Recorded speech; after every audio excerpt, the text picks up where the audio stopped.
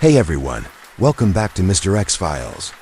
If you're new here, this is the place where we dive into the mysteries that keep you up at night. Whether you're here to relax, fall asleep, or spiral into an existential crisis at 3 o'clock in the morning, you're in the right place. Drop a comment. Let me know where you're watching from and what time it is for you. And yeah, if you haven't already, hit that subscribe button. This is the sworn account of Colonel James Mitchell, retired U.S. Army intelligence officer. For 6 decades, he kept quiet. But now, facing the end, he's decided the truth shouldn't die with him. My name is James Mitchell. His voice, gravelly and tired, carries the weight of a long-held secret. And I'm dying. The doctors say I have 3 months left. 4, maybe, if God decides to be cruel. He leans back slowly in his chair, every movement marked by the ache of age. The room is dim, curtains drawn, save for the weak afternoon. Light spilling through the window, catching dust in the air like fading memories. I've carried something for 60 years, something I wasn't supposed to.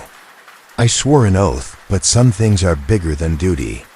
What I'm about to share may sound like the ramblings of an old man with too much time and not enough company. But I have the proof. Documents, photographs, even film footage.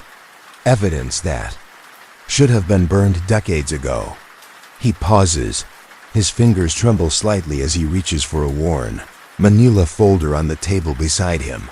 They said he helped us get to the moon. But no one talks about what he did before that. October 1946. I was 23 years old. Fresh out of Yale with a degree in engineering and blind stupid patriotism. The war was over. We'd won. And we were going to build a world where democracy reigned and evil was just a story. We told our children. That's what I believed back then. God help me, I believed it with all my heart. I met Dr. Victor Weiss at Wright-Patterson Air Force Base in Dayton, Ohio. He was tall, 6'2", maybe taller, with pale, sharp features. The kind of face you'd expect to find in a philosophy lecture, not in the heart of a military installation.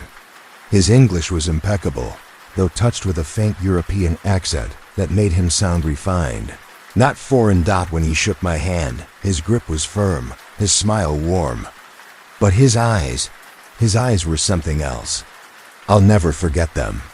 They were the pale gray of a winter sky, calm, cold, and impossibly deep. Herr Mitchell, he said. Even though I had introduced myself as Lieutenant, I understand you'll be assisting with the propulsion systems documentation. That was my official assignment, helping catalog and translate the technical documents that Dr. Weiss and his team had brought from Germany. Rocket engines, fuel mixtures, guidance systems, all the shiny prizes we'd pulled from the wreckage of the Third Reich. This was Operation Paperclip. Though we didn't call it that out loud. It seemed straightforward.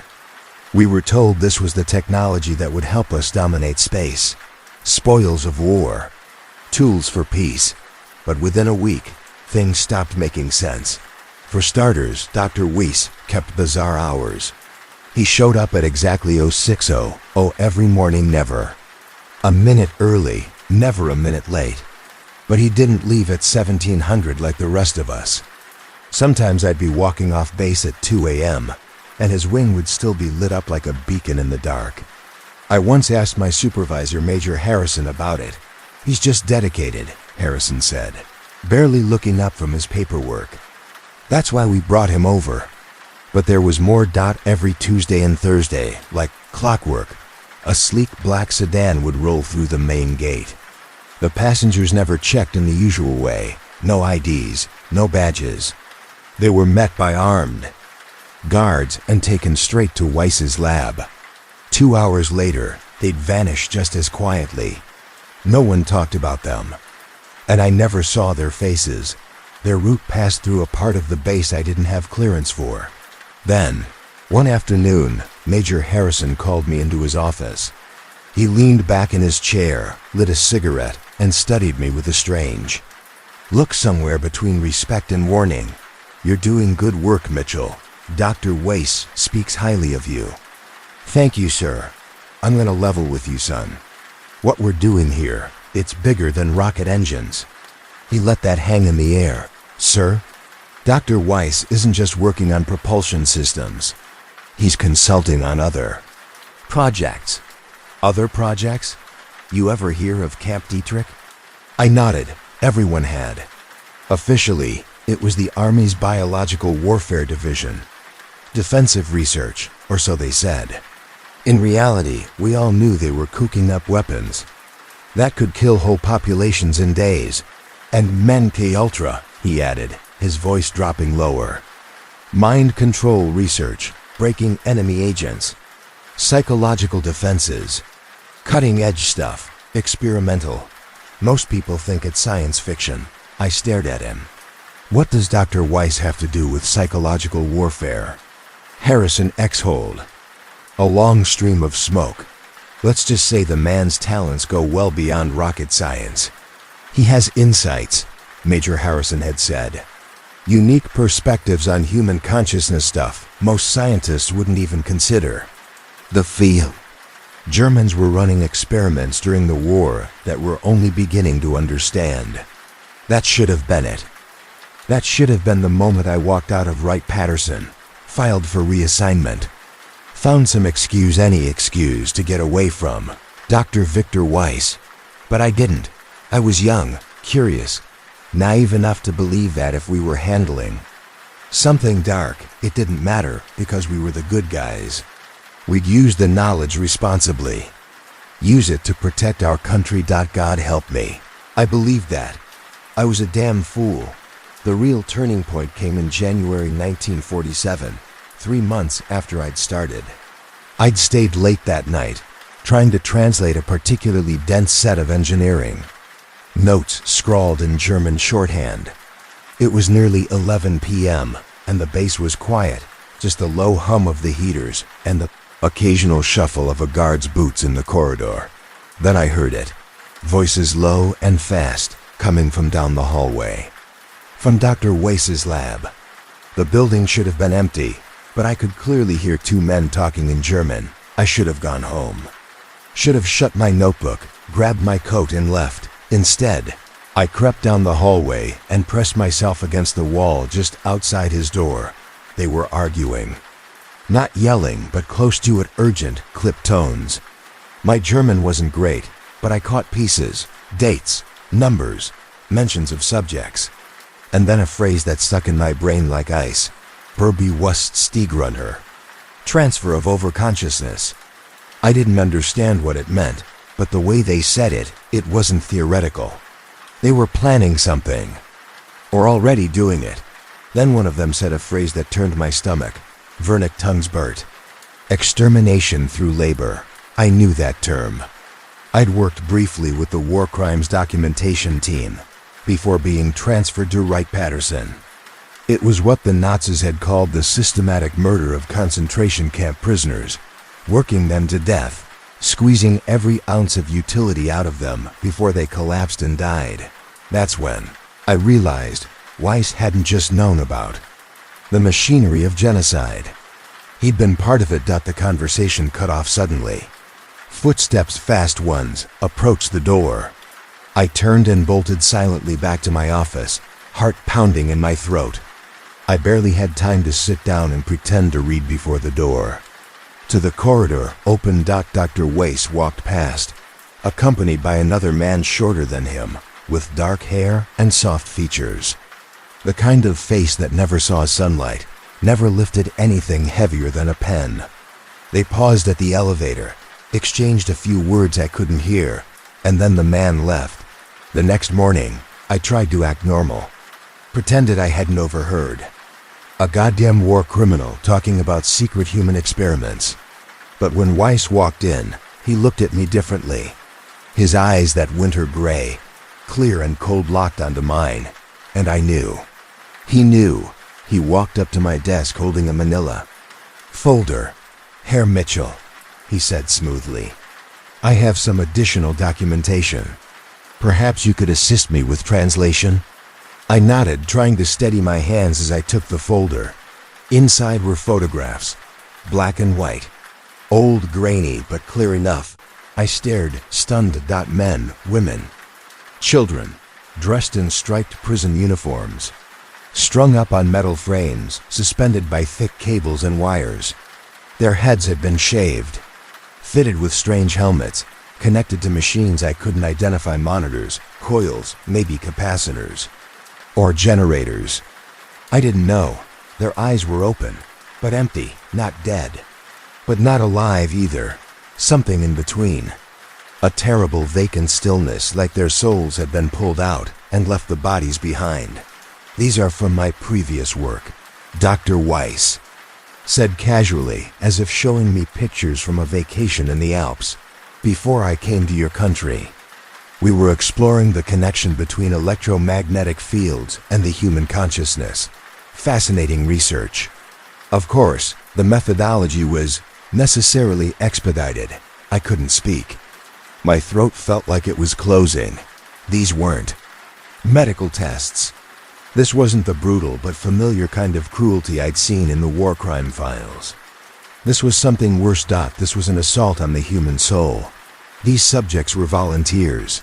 Weiss continued, placing the folder gently back on my desk. They had committed crimes against the Reich.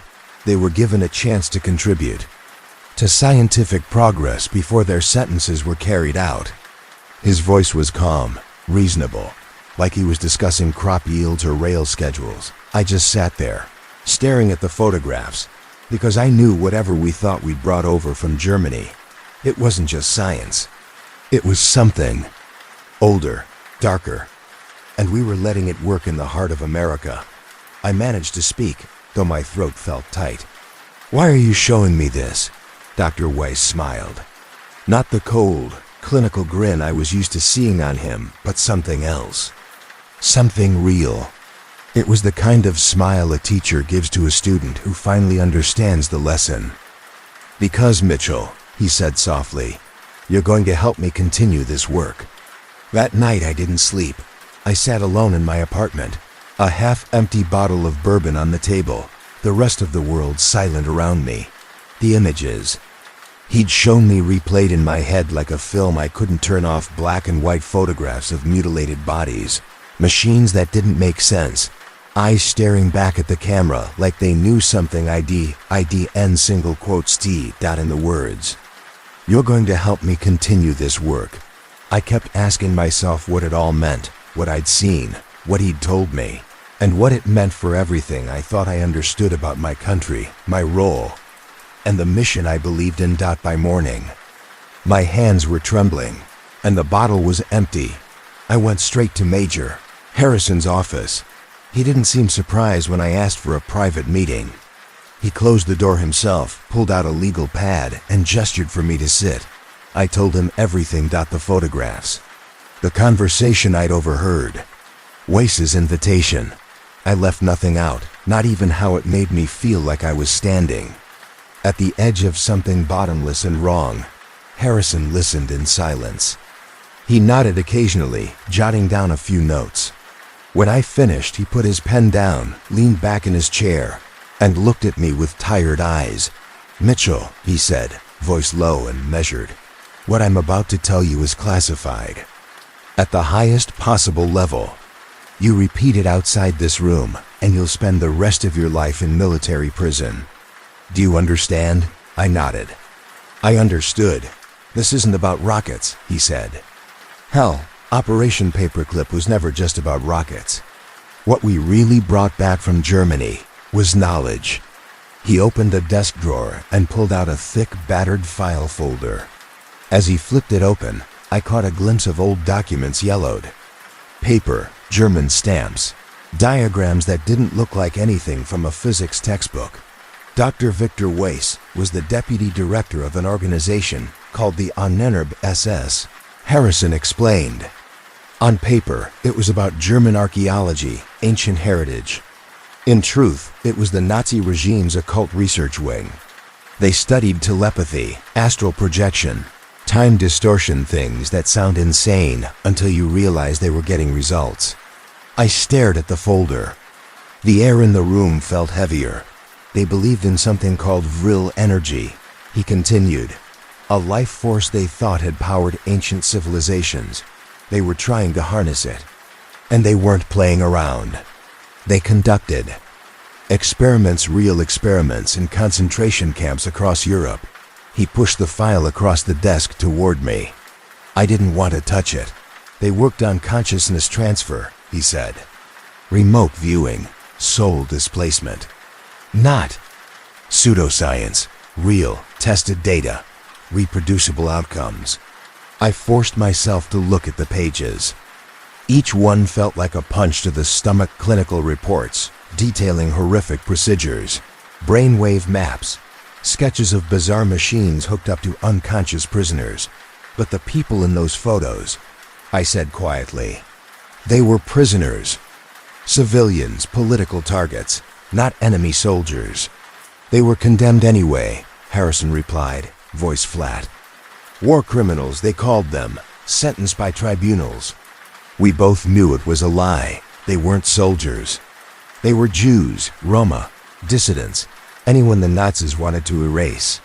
And we had brought their torturer across the ocean and given him a laboratory. This is 1947, Harrison said. The Cold War has already started. The Soviets are working on the same kind of research. If we don't keep up, we fall behind. I shook my head. So that's it? He gets a clean slate? We just pick up where the Nazis left off. He met my eyes without flinching. Dr. Weiss has been cleared by the highest levels of government. His work is now a matter of national security. I couldn't breathe. And what's my role? I asked. What exactly am I supposed to do? Help him, he said simply. You'll adapt his methods for American use. Interrogation, counterintelligence, psychological warfare. The kind of tools we'll need to stay one step ahead. I wanted to say no. I wanted to stand up, walk out, and never look back. But it wasn't that simple. He made sure I understood that. I knew too much now. I wasn't just a soldier. I was a liability, a risk. And in that world, you're either useful or you disappear. So I stayed. Over the next 6 months, I worked with Dr. Weiss. We set up a new program, buried deep in a facility no one talked about. It didn't have a name, just a designation and a locked door. We didn't just translate German files, we copied them. We replicated them. We built new machines using blueprints taken from bunkers in Berlin and laboratories under Polish forests. We took the same procedures used to fracture the minds of camp prisoners and repurposed them, refined them, improved them, only now. The test subjects weren't innocent civilians. They were Soviet agents, captured spies, political dissidents who threatened national stability. We told ourselves it was different, but deep down, I knew the truth. We hadn't escaped the darkness. We had simply imported it, sanitized it, painted a flag over it, and now it was ours. We called it enhanced interrogation. Though that neat little phrase didn't even begin to cover the hell. We were unleashing. It sounded clinical, professional, like we were doing something controlled, maybe even necessary. But what we were really doing, it was torture.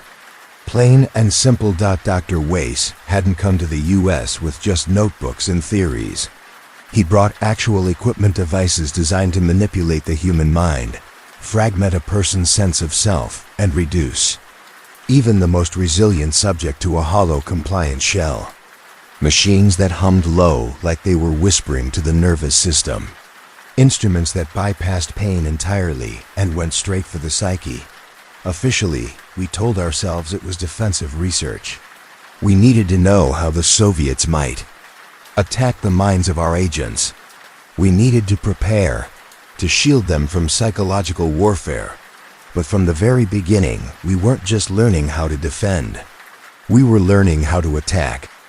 We were adapting those Nazi techniques, not to resist mind control, but to perfect it. The files Major Harrison showed me were only the surface.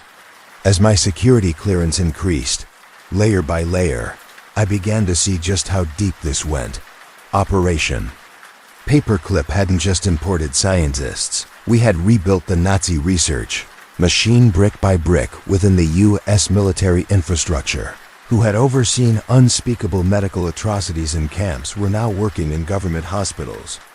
Psychological warfare experts, who once broke the minds of resistance fighters in occupied territories, were now designing propaganda campaigns, some for use abroad, others disturbingly domestic. And Dr. Victor Weisscold, brilliant, precise was, expanding his research on human consciousness with resources he could only have dreamed of back in Germany. They didn't hide their past. We hid it for them. It wasn't sloppy or rushed. It was meticulous. Birth records were altered. Military files were forged. Entire histories were scrubbed clean. Dr. Victor Weiss, the man who'd personally overseen the torture and death of hundreds of human beings, children among them, was reborn as Dr. Victor White, a respected researcher, a patriotic American. The most horrifying part? How easy it was to do. The American public didn't want the truth. They wanted a clean victory, a moral one.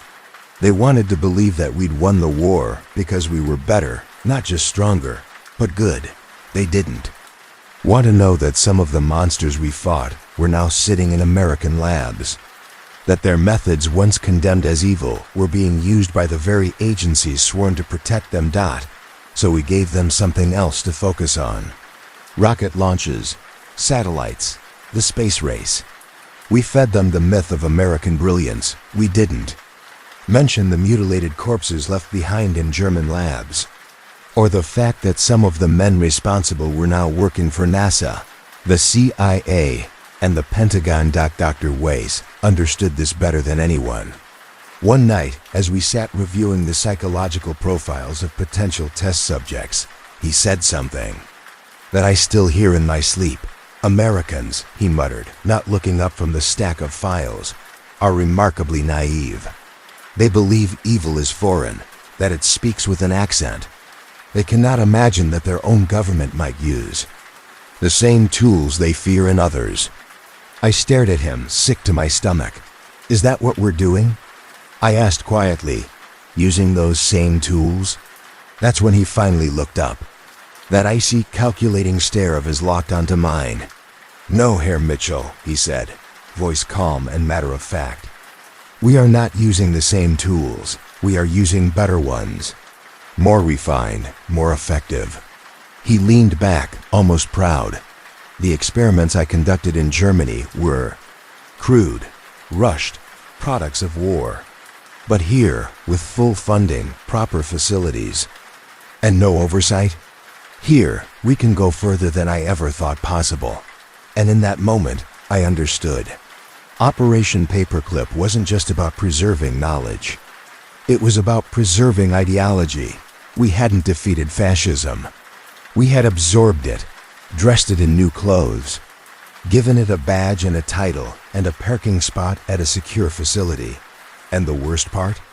It was working. By the summer of 1947, Weiss wasn't just translating old documents anymore. He had moved into the basement levels of Wright-Patterson. The work was expanding. The subjects were real, and the results were terrifying. The Air Force Base had recently undergone a quiet but massive renovation. Officially, it was for advanced psychological research facilities, but everyone involved knew that was just a sanitized phrase. What we were doing there, it was far beyond anything you'd call research. Most of it was classified way above my clearance level, but as Dr. Victor Weiss's lead assistant, I had access to areas that even full-bird colonels didn't know existed. The first thing that hit you when you walked into the new wing wasn't what you saw, it was the smell. It wasn't antiseptic, like you'd expect from a lab. And it wasn't the sharp metallic tang of electronics or machinery either. It was organic, heavy, wrong, a mixture of sweat, fear, and something I still can't name. It stuck in your nose and your throat, made your stomach churn in a slow, sick way that lingered for hours afterward. Every time I stepped through those sealed corridors, I felt like I was trespassing in a place that hated being disturbed. Thought the second thing was the silence. Not just quiet, true, oppressive absence of sound. The walls had been lined with some sort of sound-dampening panels that didn't just absorb noise, they seemed to suck the air right out of the room. Conversations dropped to hushed murmurs. Your own footsteps were no louder than a heartbeat, and that heartbeat? It echoed in your ears like a drum. There were no echoes, no ambient hum of life, just stillness. Dr. Weiss called it environmental conditioning, said it helped isolate the subject's minds from outside distractions, said it made it easier to access and reshape the unconscious. That was the goal, manipulating the mind by stripping it down, removing its ties to reality, to comfort, to identity. And the people we experimented on, we called them subjects. Just subjects, as if stripping away their names made it easier. Easier to forget they were once people with families, histories, choices. They came from all over, though I wasn't told where exactly or how. That was handled by procurement teams with far higher clearance. Some were foreign nationals, spies, soldiers, suspected defectors, people who could disappear without raising alarms. Others were pulled from within, veterans from VA hospitals, inmates serving life without parole, the homeless. All volunteers, at least on paper, signed forms, stamped paperwork. Legal, ethical, compliant, but it was bullshit. All of it. They didn't have a choice. They didn't know what they were signing up for. And I started to realize that the day Weiss invited me to watch what he proudly called a consciousness mapping session, the subject was listed as 23-7. No real name, just a number and a thin file. According to the notes, he'd once been a German intelligence officer captured after the war. He had supposedly volunteered for the program in exchange for clemency from war crimes charges. He lay strapped to a cold steel table in the center of a circular chamber lined with copper mesh. The air smelled like sweat and burnt metal. His wrists and ankles were bound with thick leather straps. Electrodes dotted his shaved scalp, trailing wires that fed into a massive machine nearby. The thing looked like it belonged in a science fiction novel, half radio, half medical monstrosity. A mess of dials, switches, analog meters flickering, with numbers I didn't understand. Dr. Weiss stood beside it, hands adjusting knobs with clinical precision. Human consciousness, he began, speaking as though we were in a lecture hall, is not a singular phenomenon.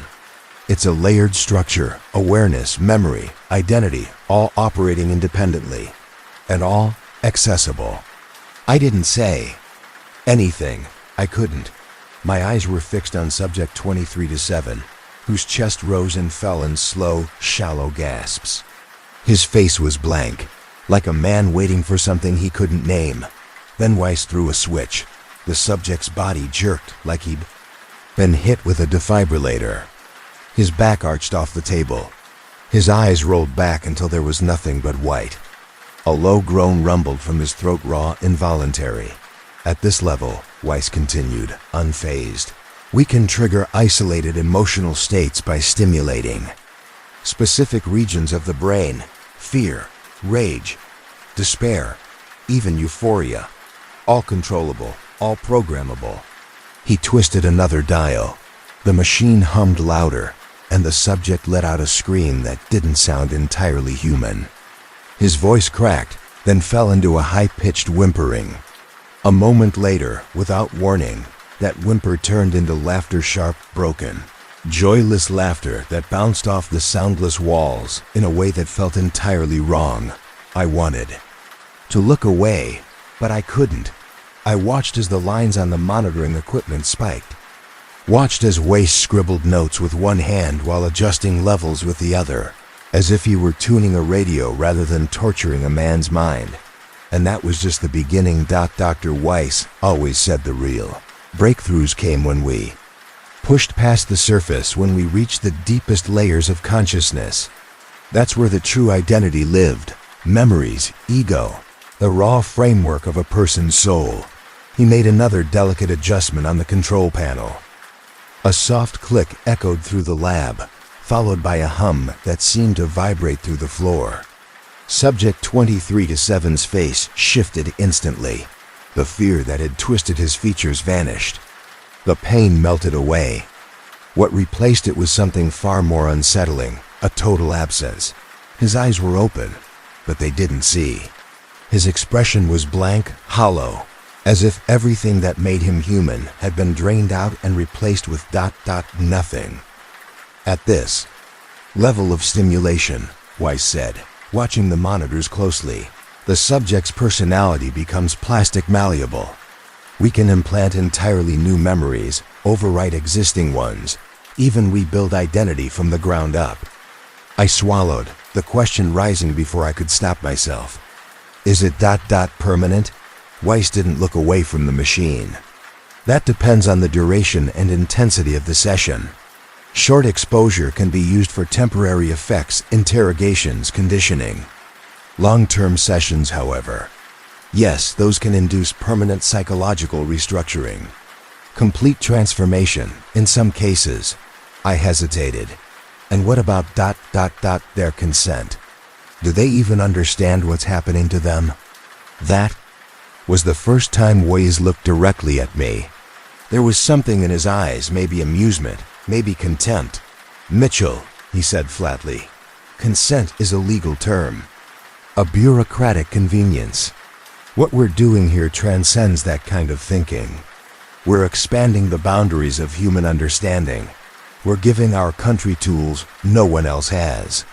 The sacrifice of a few individuals isn't just justified. Essential. He reached forward and adjusted the final dial. Subject 23-7's body spasmed violently, arching against the restraints. Then, just as suddenly, he went limp. Every monitor around us flattened into silence, no movement, no activity. Is he? I couldn't finish the sentence. Dead? No. Weiss's tone was casual, even cheerful. His consciousness has been temporarily displaced. He's in a state of cognitive suspension. We'll bring him back. But when we do, he'll be different, more compliant, more useful. That was just the beginning. Over the next few months, I saw dozens of these sessions. The subjects kept coming, men and women of every background, ethnicity, and origin. Prisoners, soldiers, refugees, the mentally ill. The techniques evolved rapidly. Weiss wasn't just toying with thoughts or inducing emotional responses anymore. He was learning to reconstruct people, to gut them and rebuild them, from scratch. But what truly disturbed me wasn't what we were doing to the subjects. It was what the subjects were becoming. Some came out of the process as perfect. Operatives, human drones, programmed for loyalty. They could infiltrate foreign governments, conduct assassinations, gather intel. No fear, no hesitation, no conscience. The part of them that might feel guilt or question orders had been methodically erased. Others didn't come out the same. Weiss called them enhanced. These weren't just operatives. These were something else. They started demonstrating traits that couldn't be explained, abilities we'd only ever seen in comic books or occult fiction. Telepathy, remote, viewing, the ability to influence thoughts and behavior without speaking a word, precognition. One subject accurately predicted the outcome of 6 unrelated military operations before they occurred. Another caused a fellow researcher to collapse simply by looking at him for too long. I remember confronting Weiss one night, long after everyone else had gone home. The fluorescent lights buzzed above us, casting pale light on the rows of test tubes and metal instruments.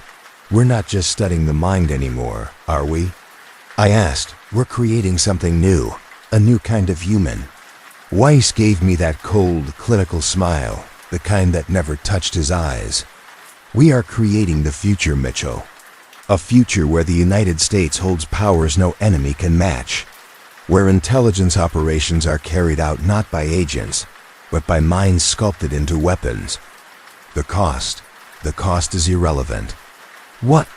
Matters is that we win. He didn't slow down, didn't pause. If anything, he grew more confident, more methodical. He upgraded the equipment, expanded the lab, filed for more funding, and got it. Every dime was approved by men who didn't ask questions, as long as the results kept coming in. Then came September 1948. I remember the exact night because I had been working late translating some German documents Weiss had retrieved from classified post-war archives. Dense stuff, filled with esoteric references to soul dislocation and neural inversion thresholds. At around 2 a.m., something began to gnaw at the back of my mind. Something about the layout of the facility didn't match up according to the official blueprints. The experimental level deep beneath the main complex contained 12 rooms. Simple, rectangular, identical in design. I knew them all by heart. I'd walked through each of them a dozen times. But those diagrams didn't account for what I was about to discover. When I first started working at the facility, I did what anyone would do. I counted the doors along the main corridor. There was supposed to be 12, but I counted 15. 3 doors that weren't on any blueprint. No labels, no room numbers.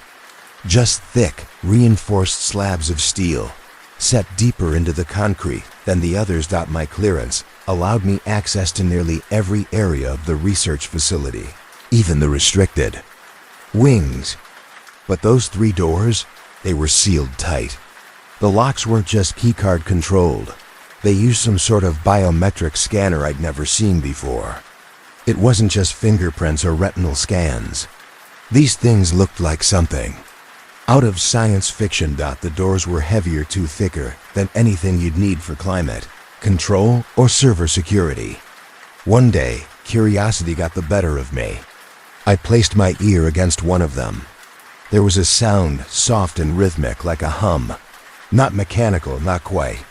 More like electricity buzzing just beneath the surface, almost like something alive. When I asked Dr. Weiss about the extra rooms, he didn't even flinch. He said they housed sensitive monitoring equipment that needed strict environmental controls. That the humming was just the specialized climate systems keeping the instruments stable. And the heavy security? To prevent outside interference, he'd said. Brushing it off like it was nothing. It sounded plausible. It was also complete bullshit. The truth didn't come from some dramatic discovery. It came from a screw-up, a paperwork error. Maintenance received the wrong work order and sent a tech to repair what he believed was a faulty air conditioning unit. The guy opened one of the mystery doors, and I just happened to be walking by. The door creaked open before I could stop him, and what I saw inside, it stayed with me for 60 years. I still see it every time I close my eyes. The room was lined from floor to ceiling with copper mesh, just like the experimental chambers where Dr. Weiss conducted his so-called consciousness mapping sessions. But this room was different. It wasn't just one subject and a few electrodes. There were rows of beds. At least 20 modified hospital beds bolted into the floor, and on each one someone lay motionless. Men, women, I couldn't tell how many. Tubes ran into their arms. Wires coiled from their scalps, connected to machines that beeped in slow, irregular rhythms. Their heads were encased in heavy electrode arrays, much bulkier than anything I'd ever seen Weiss use before. These weren't temporary experiments. The equipment looked permanent, fused into the beds. Into them, I stepped closer, heart hammering in my chest, and looked at one of the figures. A woman, maybe in her 20s, though it was hard to tell. Her skin was pale, almost gray, and her cheeks sunken like she hadn't eaten in weeks. Her eyes were open, but they stared blankly at the ceiling. No blink, no focus. Just nothing. Then I heard him. Mitchell. Dr. Weiss's voice cut through the silence like a knife. Step away from the subject. Immediately. I turned and saw him standing in the doorway, flanked by 2 security guards. He wasn't composed this time. His face was pale, jaw clenched. eyes burning with something colder than anger. "What the hell is this place?" I demanded, backing toward the bed. "Who are these people?" "They're the future, Doctor," Weiss said calmly. "Subjects participating in long-term consciousness." "Research? Long-term?" I said, my voice rising. "They look like they've been catatonic for months." "Not catatonic," he replied. "Enhanced. Their consciousness has evolved past the boundaries of individual identity. They no longer experience the world the way we do. They exist as part of a collective awareness, something greater." I stared at him in disbelief. "You've destroyed their minds." Weiss didn't even blink. "I've liberated them. Freed them from the prison of self. From fear, ego, desire, everything that limits human consciousness." He stepped closer, gesturing toward the machines surrounding the beds. "Their brain activity, it's off the charts. No normal human shows these patterns. We're witnessing levels of awareness humanity has never reached. Through them, we're mapping uncharted territories of the mind." I shook my head, staring back at the rows of vacant eyes, motionless bodies. "They're vegetables," I said, my voice barely a whisper. "Living vegetables." "They are transcendent beings," Weiss said, with something like reverence. In his voice, "You see emptiness, I see purity. A state of being beyond self. They've become more than human." But all I could see were ghost souls trapped in flesh, stripped of thought, of feeling, of identity. And the worst part? Somewhere, deep inside, I knew he believed every word. It was madness. Monstrous, inhuman, and it was being paid for by the United States government. All under the label of national security. In the weeks that followed my discovery, I did what I could to find out more. Quietly, cautiously, I started digging into classified files, archives buried deep in the facility's secure data network. What I found confirmed the worst of my fears. The project had a name, the Transcendence Project. According to the internal documents, the people in those hidden rooms weren't volunteers. They weren't enemy spies or criminals either. They were American citizens, veterans with psychiatric conditions pulled from VA hospitals, homeless people, runaways, people who had no one, no family, no friends, no one who would ask too many questions if they disappeared, and disappear they did. Files revealed a cold, calculated system. Candidates were chosen based on psychological profiles, specifically those with weak social ties, minimal resources, and no meaningful support network. Some were lured in with promises, treatment for PTSD, job training, shelter. Others were simply picked up off the streets by people pretending to be social workers or outreach volunteers. Once inside Wright-Patterson, they were processed, stripped of their identities, and subjected to something far worse than anything I'd imagined. It started with memory erasure. Not just hypnosis or drugs. This was mechanical, chemical, and psychological all at once. Subjects were isolated, bombarded with flickering lights, inaudible frequencies, sleep deprivation. Their pasts were dismantled, piece by piece. Then came the implants, false memories, fabricated histories, entire personalities scripted by military psychologists. They weren't breaking people. They were rebuilding them. From scratch. The goal was chilling in its simplicity. Create what Dr. Weiss called pure consciousness vessels. Human beings emptied of their self. No name, no will, no resistance. Minds reduced to blank slates meant to serve as organic storage devices, repositories for classified intelligence, test subjects for psychic research, living tools for psychological warfare. Their bodies remained, but the person inside was gone. The conditioning took months. Subjects were kept in dark, soundless chambers. Electrodes fed constant electromagnetic pulses into their brains. Their diets were laced with psychoactive compounds, carefully calibrated to dissolve the boundary between waking and dreaming, conscious and unconscious. Eventually, their inner voice, the core sense of just vanished. Most didn't make it. The process destroyed them. Their minds simply collapsed. Some entered permanent comas. Others suffered violent breakdowns. But just a few survived. And what came out of that survival wasn't human anymore. They weren't people. They were husks, biological machines, with just enough awareness to respond to commands. Eyes open, hearts beating, brains still alive, but with no one left inside. Dr. Weiss kept notes. Obsessive clinical records. I found them, photographed them, before they were transferred to more secure storage. Pages and pages detailing every stage of the process with the same detachment you'd use to catalog the life cycle of a lab rat. 1. Entry, dated October 15, 1948. Chilled me to my bones. Subject 47 to 12 has achieved full personality dissolution. Initial resistance to restructuring eliminated via sustained EM stimulation and pharmacological protocol 6B. Subject now displays ideal compliance metrics. No evidence of residual identity detected. Consciousness mapping confirms integration into collective awareness matrix. Subject ready for advanced programming. Process now 30% more efficient. Former 6-month timeline reduced to 8 to 10 weeks. American methods outperform wartime European models. Subjects now demonstrating unexpected capabilities. Telepathic communication between nodes confirmed in 3 of 5 trials.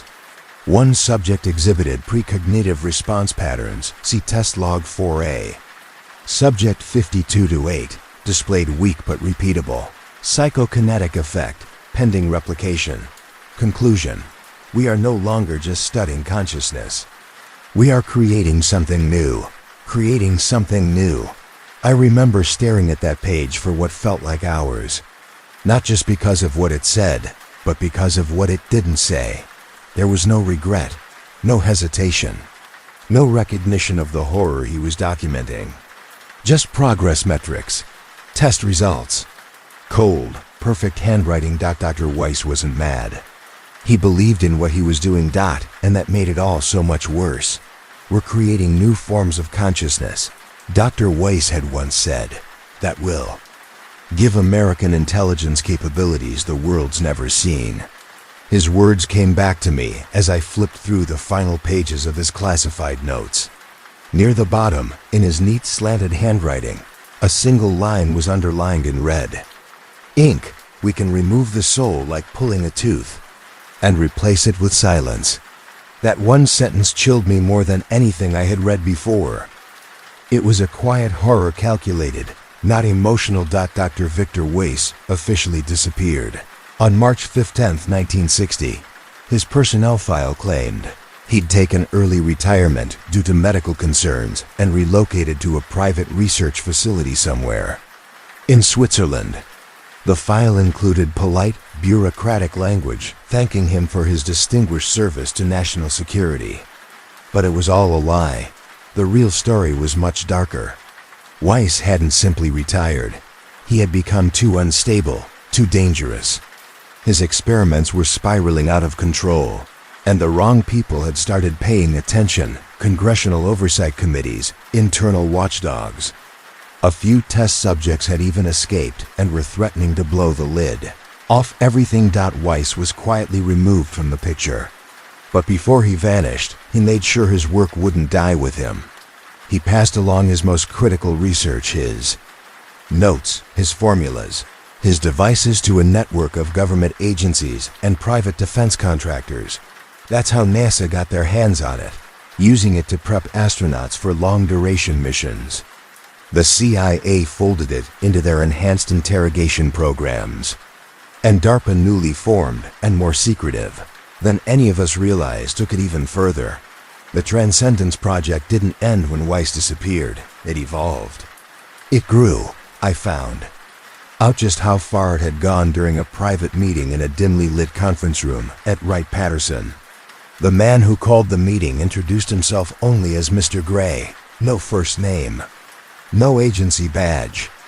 Just a black suit, tired eyes, and a voice that never raised above a conversational murmur. "Lieutenant Colonel Mitchell," he said as he sat down across from me. "Your contributions to the consciousness program have been noted at the very highest levels." I didn't respond at first. His presence alone told me enough. He had clearance above anything I'd ever seen, and when he pulled out a black briefcase, I felt a knot tighten in my gut. "There are new opportunities," he sighed. "For someone with your background." I glanced at the briefcase. "What kind of opportunities?" "Dr. Weiss was limited," he explained. "Small team, small subject pool, but we've scaled up. We now have the funding and infrastructure to apply his methods to something much bigger." He opened the case and laid out 3 thick folders. The documents inside had security classifications. I didn't even recognize labels, like Theta Black and Code Eclipse, the kind of designations you only heard rumors about. "This," he said, tapping the top file, "is Project Eclipse. The next phase." I flipped through a few pages. Schematics, population maps, neurological models. None of it made sense at first. Then the implications hit me. They weren't working on individuals anymore. They were targeting entire populations. Instead of one person in a lab, Mr. Gray said, "Imagine being able to influence the psychological state of a city or a nation. We're developing electromagnetic broadcast systems devices that can induce specific mental states in anyone within range. We can embed subliminal programming into television signals, radio waves, even in municipal water supplies." My throat went dry. "You're talking about control, not just of people, but of thoughts." He nodded slowly, calmly. "Collective consciousness. Imagine pacifying an enemy population without firing a single shot. Imagine nudging an election, silencing unrest, boosting productivity, compliance, morale, all without them knowing." He let the silence stretch, then said softly, "This isn't science fiction anymore." I stared down at the files, heart pounding. There were graphs showing changes in emotional regulation across test populations, diagrams showing neurological restructuring in response to encoded signals. Entire cities had already been used as testing grounds without consent, without knowledge. I felt like I couldn't breathe. "What about ethics?" I asked, my voice quieter than I intended. Mr. Gray looked at me with something close to pity, as if I had just asked whether war was fair. "Ethics," he said, "is a luxury America can't afford right now. The Soviets are working on the same thing," Mr. Gray said calmly, folding his hands on the table between us. "We can't let them get ahead in consciousness warfare." I didn't respond right away. That phrase, consciousness warfare, sounded absurd on its face, like something from a pulp science fiction novel. But I knew he meant it. He went on. "And let me be clear, Colonel, these techniques will be used primarily for defensive purposes. We're talking about protecting the American people from foreign psychological attacks." The words were smooth, practiced, familiar. We'd used that same rationale for every horrific experiment we'd done at Wright-Patterson. We're the good guys. We're protecting freedom. The ends justify the means, but I had seen the truth behind those justifications. I had stood behind the observation glass while a subject was slowly stripped of everything that made them human personality, memories, even facial expressions, all erased like chalk on a board. I had watched people with families, histories, and dreams reduced to hollow shells, breathing vessels, used only to store sensitive information. They were alive, but barely. No emotion, no identity, just silence behind their eyes. I had nightmares about those eyes. "I can't be part of this," I said, my voice low but firm. "I won't be part of this." Mr. Gray's expression didn't change, but his eyes did. The faint warmth drained from them in an instant. What remained was a cold detachment that reminded me way too much of Dr. Weiss. "I'm afraid that's not an option, Colonel Mitchell," he said. You have access to information that makes you either a critical asset or a serious liability. He leaned in slightly. There's no retirement from this level of knowledge. That's when it hit me. I wasn't an officer anymore. I wasn't even a researcher. I was a prisoner trapped not behind bars, but inside a system that wouldn't let me leave because of what I knew, but also couldn't fully trust me with. Freedom. Within weeks, I was reassigned to the Pentagon. On paper, I was given a desk job reviewing historical intelligence operations. In reality, I was being watched closely. Every email was logged, every conversation monitored. My entire existence was now that of a living, breathing archive, too dangerous to be dismissed, too valuable to eliminate. And from that desk for the next 20 years, I witnessed something that made everything at Wright-Patterson look like the prototype. It was Dr. Weiss's methods didn't die with his disappearance. They evolved.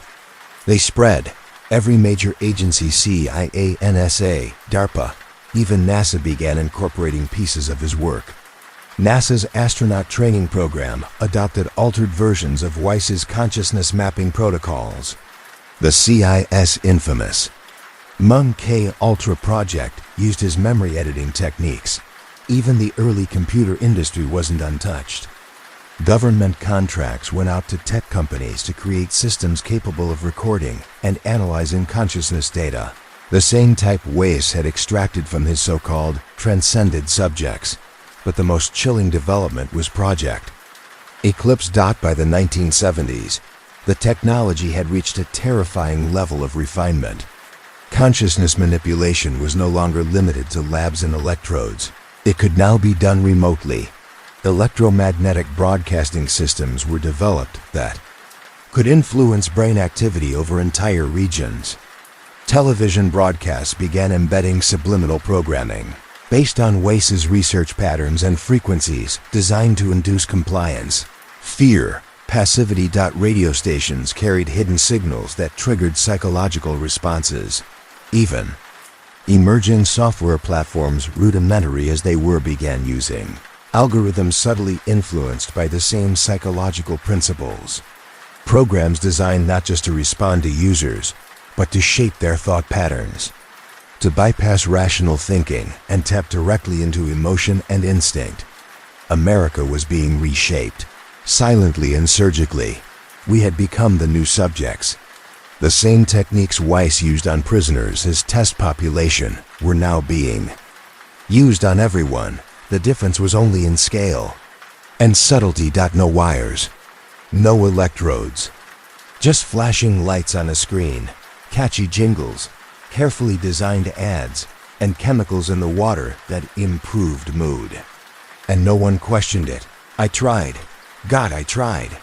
I collected documents. I compiled records. I tried to put together, file something that could eventually expose what we had become. But everything I did was tracked. Every report was sealed. Every colleague I approached either already knew and was part of the machine or was brought in and silenced before they could do anything.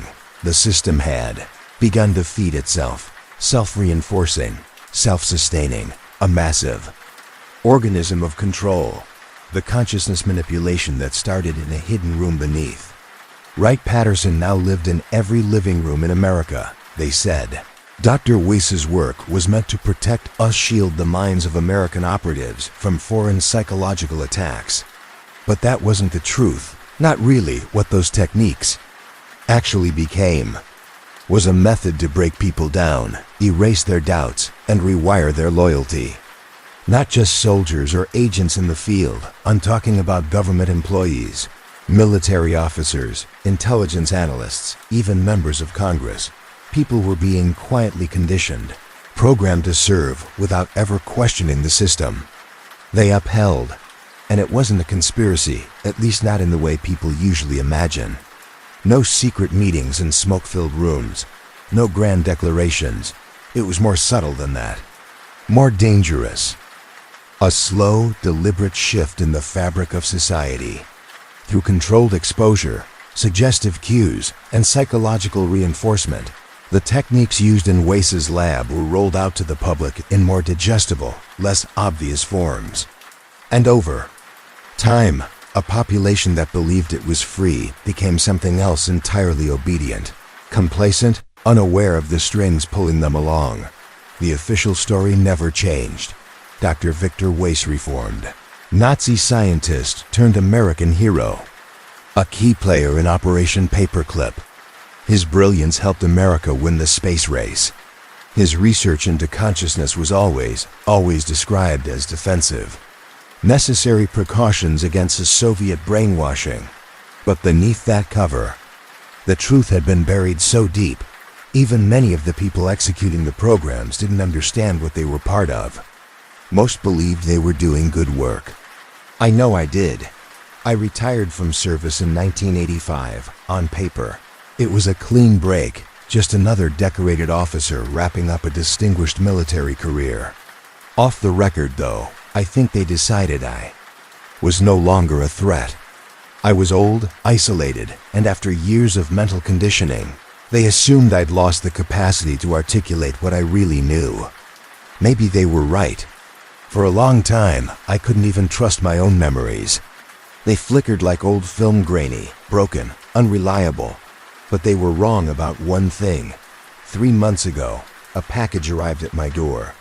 No return address, no delivery marks. I caught a glimpse of someone walking away from my porch through the window, but by the time I opened the door, they were gone. Inside was a single reel of 16mm film and a note. The handwriting hit me like a punch to the gut. Tight, controlled, precise. I hadn't seen it in over 30 years, but I knew it instantly. Victor Weiss. The note was short. Just a few chilling lines. The work continues. The Eclipse Protocol reached full implementation in 1995. Phase 2 begins. Next year. You were always the most perceptive, James. I thought you might appreciate seeing the fruits of our labor. I stared at those words for what felt like hours. Eventually, I set up my old projector and played the reel. At first, I thought it had to be some elaborate fake. Maybe someone trying to mess with me, destabilize me further, push me over the edge. But the more I watched, the more I realized it was real. It showed a young child 8, maybe 9, floating in what looked like a zero-gravity chamber. The room was dimly lit, and the walls were covered with strange geometric symbols. Symbols I recognized from Weiss's notes back when he was obsessed with that fringe occult group, the Vril Society. He believed they had tapped into something ancient, something buried deep in the human mind. The child was speaking fluent German, calmly and clearly. But it wasn't what he was saying that disturbed me. It was his eyes, that same vacant, glazed-over look I'd seen before in the hidden rooms beneath Wright-Patterson. Subjects who had undergone full consciousness displacement, emptied out, and rewritten. This child had undergone the same process. 60 years later, the techniques hadn't just survived. They had advanced. That's when it hit me. Weiss didn't vanish in 1960. He went underground, deeper than I ever imagined. He had found somewhere to continue his research without interference, without moral limits. While we thought we were controlling the technology, he was refining it, evolving it. And now, in 2023, on the brink of my own end, I see his fingerprints everywhere. The rise of artificial intelligence that seems to anticipate human thought. The carefully engineered algorithms that shape public opinion.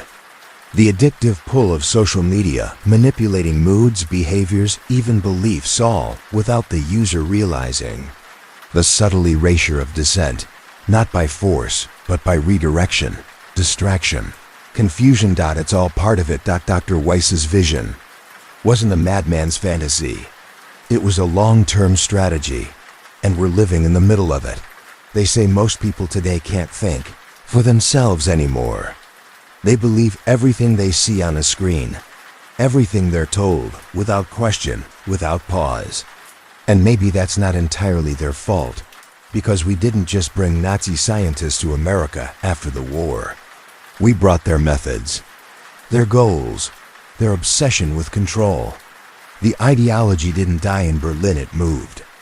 It settled in American labs, wrapped in the flag, and kept evolving. Dr. Victor Weiss wasn't some reformed genius who helped us beat the Soviets in a race to space. He was the architect of something far darker, a system built to mold human consciousness itself. The experiments that started in Nazi camps, the ones that crushed minds and rebuilt them like machinery, those same methods have been scaled up, globalized, and now they shape entire nations. People think they're free. They're not. They're obedient, programmed. Not with whips and chains, but with targeted ads, curated news feeds, and invisible algorithms that steer their emotions, their choices, their very thoughts. They don't even realize it's happening. That's the brilliance of it. Artificial. Intelligence isn't just about crunching numbers or recognizing patterns. The backbone of modern AI is built on the same consciousness mapping models Dr. Weiss created in the 1940s, the same ones he tested on human beings, until their identities collapsed and could be rewritten like pages in a book. Before I retired, I managed to preserve some documents, fragments really. Most were redacted so heavily they were almost unreadable. But one name kept appearing again and again: the Weiss Project, Human Interface Model 7. It was still active in my last classified briefing in 1985. That's the year they let me go. Or rather, phased me out. I was no longer useful. I'd seen too much, but not enough to be a threat, or so they thought. But if Weiss really did send me that reel, if he was still alive in the 2020s, that means his work never stopped. In fact, it advanced, quietly, systematically. And now the world we live in isn't just the result of technological progress. It's the result of a decades-long experiment in psychological transformation. People celebrate the moon landing like it was a triumph of human spirit. But I've read the files. The rocket was built with hands stained in blood. And there were whispers, strange whispers, that they weren't trying to reach the stars. They were trying to bring something down. I'm not telling you this in search of justice. That word means nothing now. I'm telling you because people have a right to know what was done to them. And what's still being done. Maybe, just maybe, if enough people understand how deeply they've been manipulated, they'll start to break free. Maybe consciousness itself can't be destroyed. Maybe it can only be buried, hidden behind walls of suggestion and control, waiting to wake up again. God, I hope I'm right, because if I'm wrong, then we're already lost. Everything that makes us human has already been stripped away, and we're all just waiting for the final program upload, the last command that will erase us completely. There was one more thing in the package from Weiss. I haven't told anyone about it until now. It was a small metallic object, no bigger than a pocket watch, cold to the touch, no seams, no markings, and not made of any metal I recognized. When I held it to my ear, I could hear a faint humming like the low-frequency tones Weiss used in his experiments, the ones that triggered altered states of awareness in our subjects. I think it's a key, not a key that opens a door. A key that reveals. Something about it feels alive, like it's waiting. I've hidden it, along with these documents. Buried them in a place where, if someone still capable of real thought comes looking, they might find them. Someone like you. Someone not yet consumed by the programming that's suffocating us all. If you're reading this, really reading it, then maybe there's still hope. Maybe the human soul can't be chained forever. But you need to act. You need to see what others refuse to see. They never lost the war. They just changed uniforms, and now they're almost finished with what they started 75 years ago. Colonel James Mitchell died on December 3rd, 2023, at the age of 99. The official cause of death was listed as natural, peacefully in his sleep. His belongings were processed by a private firm under contract with the Department of Veterans Affairs. Most of it was donated or destroyed. These documents were found sealed inside a waterproof container buried beneath the foundation of Mitchell's home. The metal device he described was not recovered. If you've heard these words, if they've made their way into your mind and taken hold, then you're part of something now, something larger than yourself, something that has been waiting. The question is, are you awake or are you still dreaming?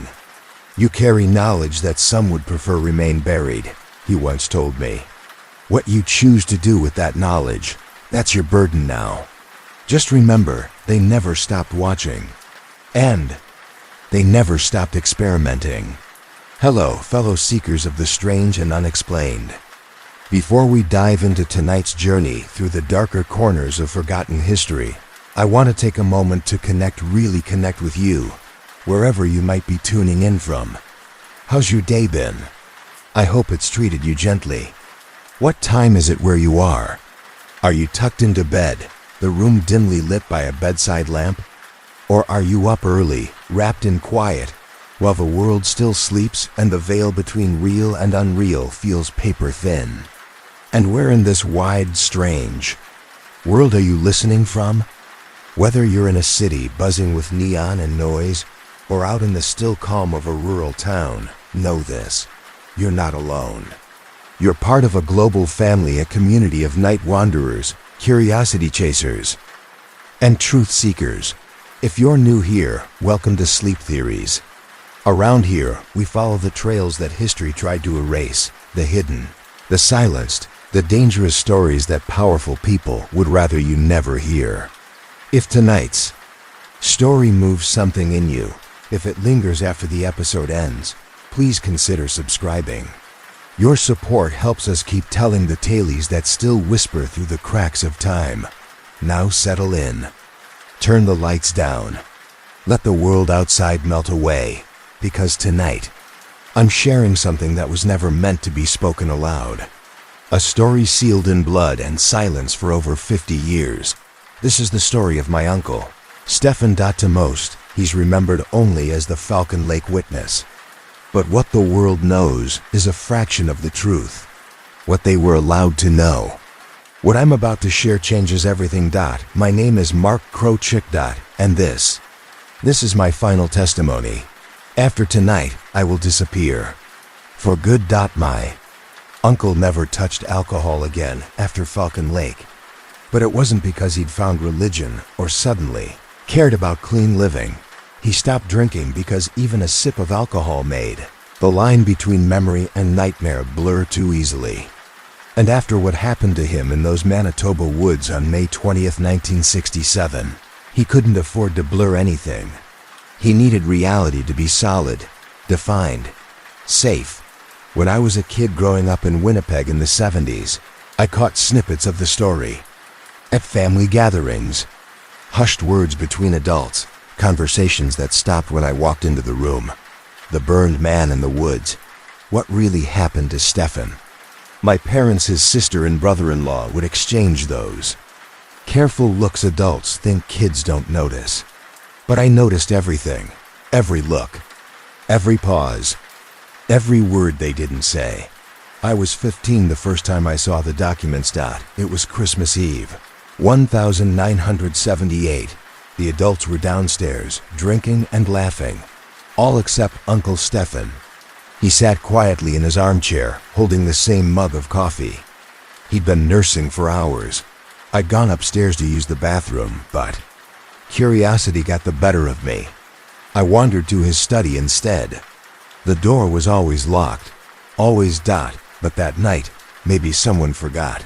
Maybe it was the drinks, or maybe it was fate. The door was cracked open. Inside, papers were scattered across the desk like autumn leaves caught in a storm. But these weren't just bills or letters. They had official seals. RCMP, Department of National Defense.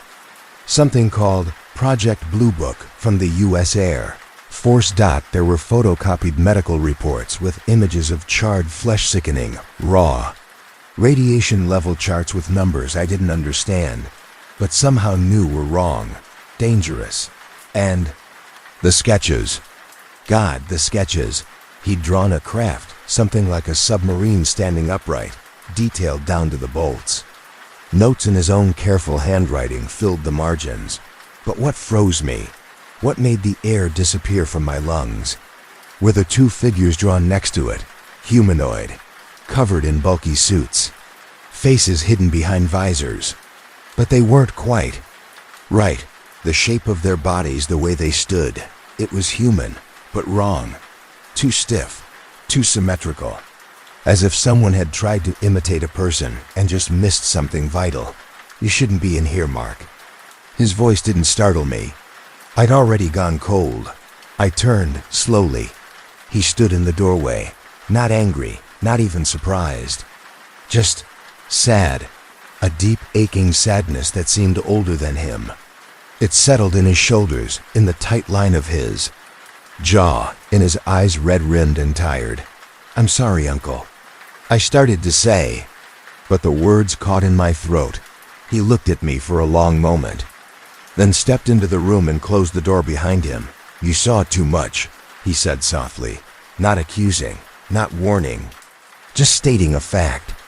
And then quietly, he sat down in the chair opposite me, as if he'd known this day was coming. "I was just curious," I said softly. Stefan finished stepping into the room and closed the door gently behind him, the quiet click echoing like a seal over what we'd just crossed into. "That's good," he replied. "Curiosity is what keeps us human." He moved to the desk with calm, practiced movements, collecting the scattered papers as though he'd done it 100 times before. He didn't look hurried. He didn't look panicked. But there was something about the way his hands moved, too precise, too controlled. "But," he added, almost casually, "some curiosities can get you killed."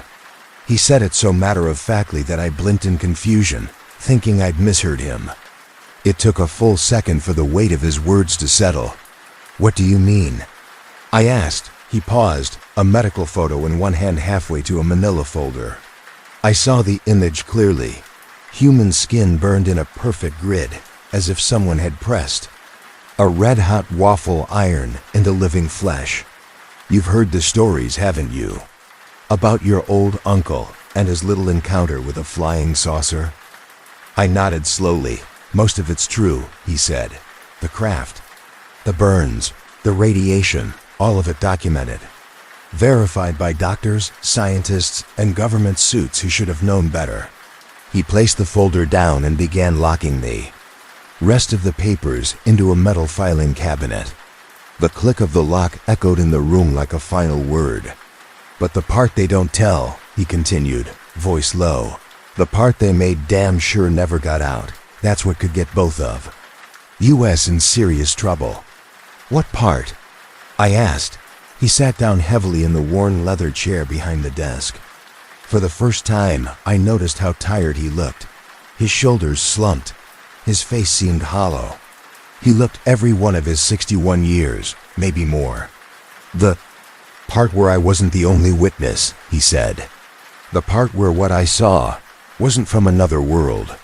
He met my eyes, and I saw something I never expected: fear. Not the kind you put on for drama. Real fear, deep, soul-carving fear.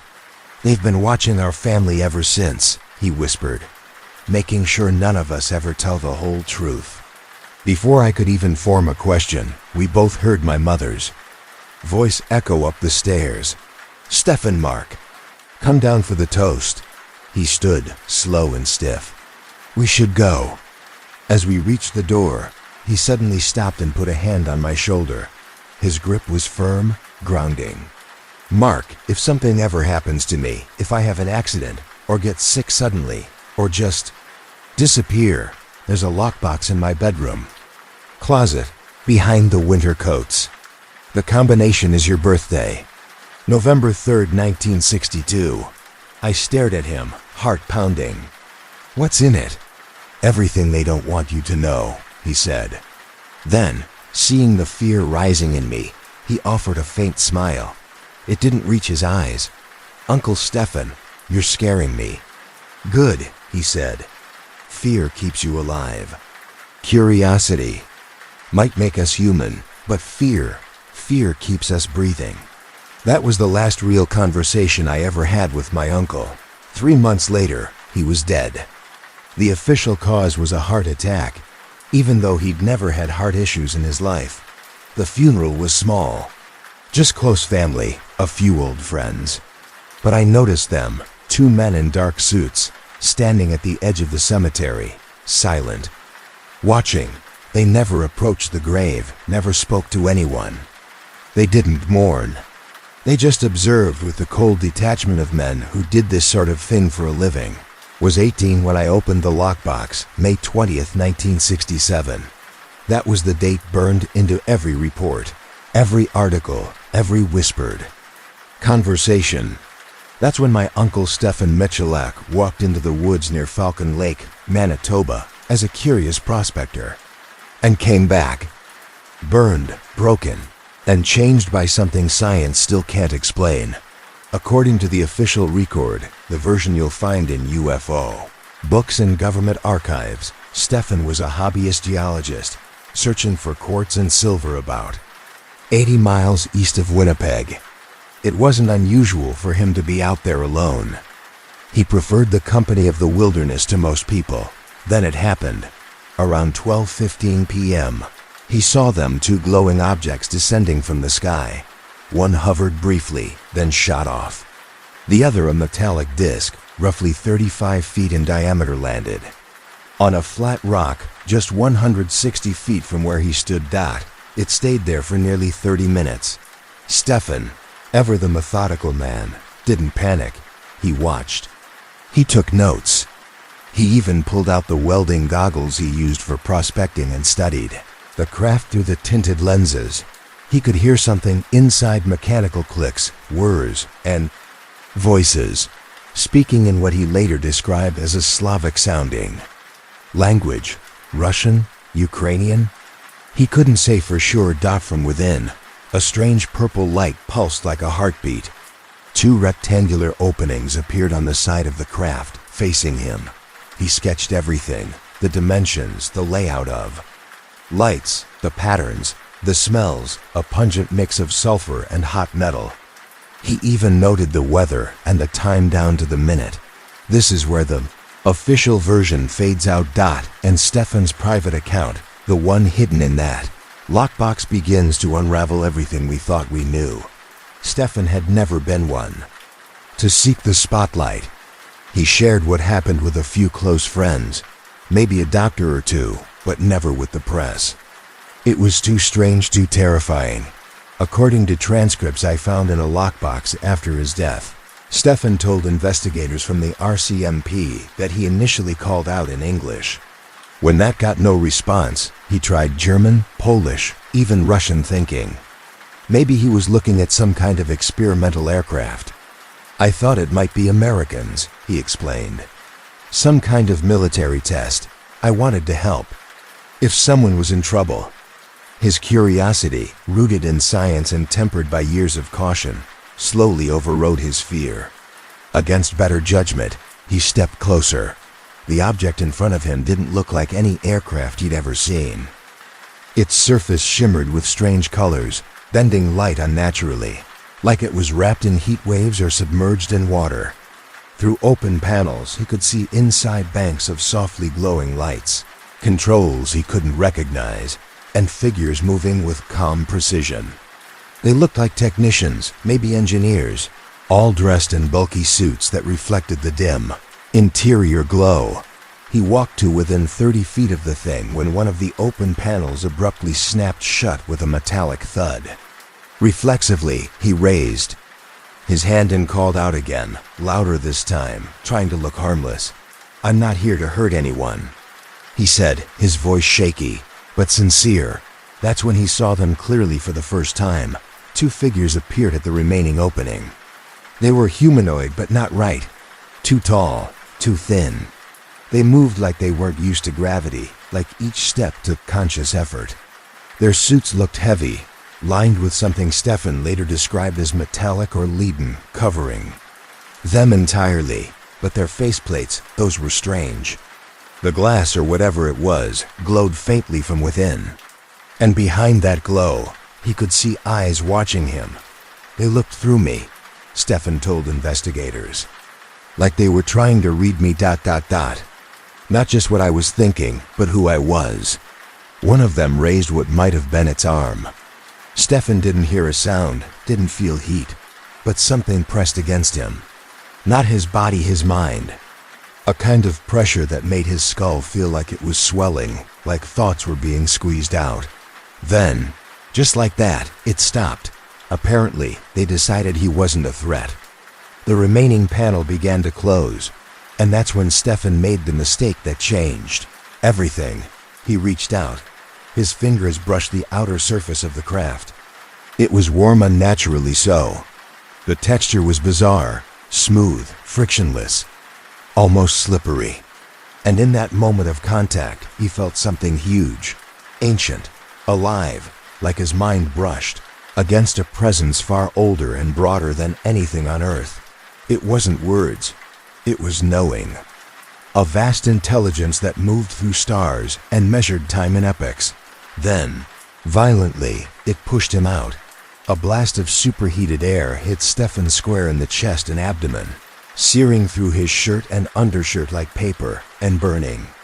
A perfect grid pattern into his skin like a waffle iron from hell. The force of it threw him backward over 10 feet. He hit a fallen tree and crumpled to the ground, coughing and gasping for air, his vision swimming. When he managed to look up, the craft was already rising. No sound, no wind. It glided up into the afternoon sky, disappearing into the sun without a trace. Somehow Stefan got to his feet.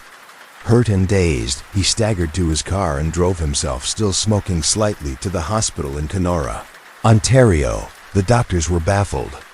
His burns showed all the signs of radiation exposure, but there was no known source.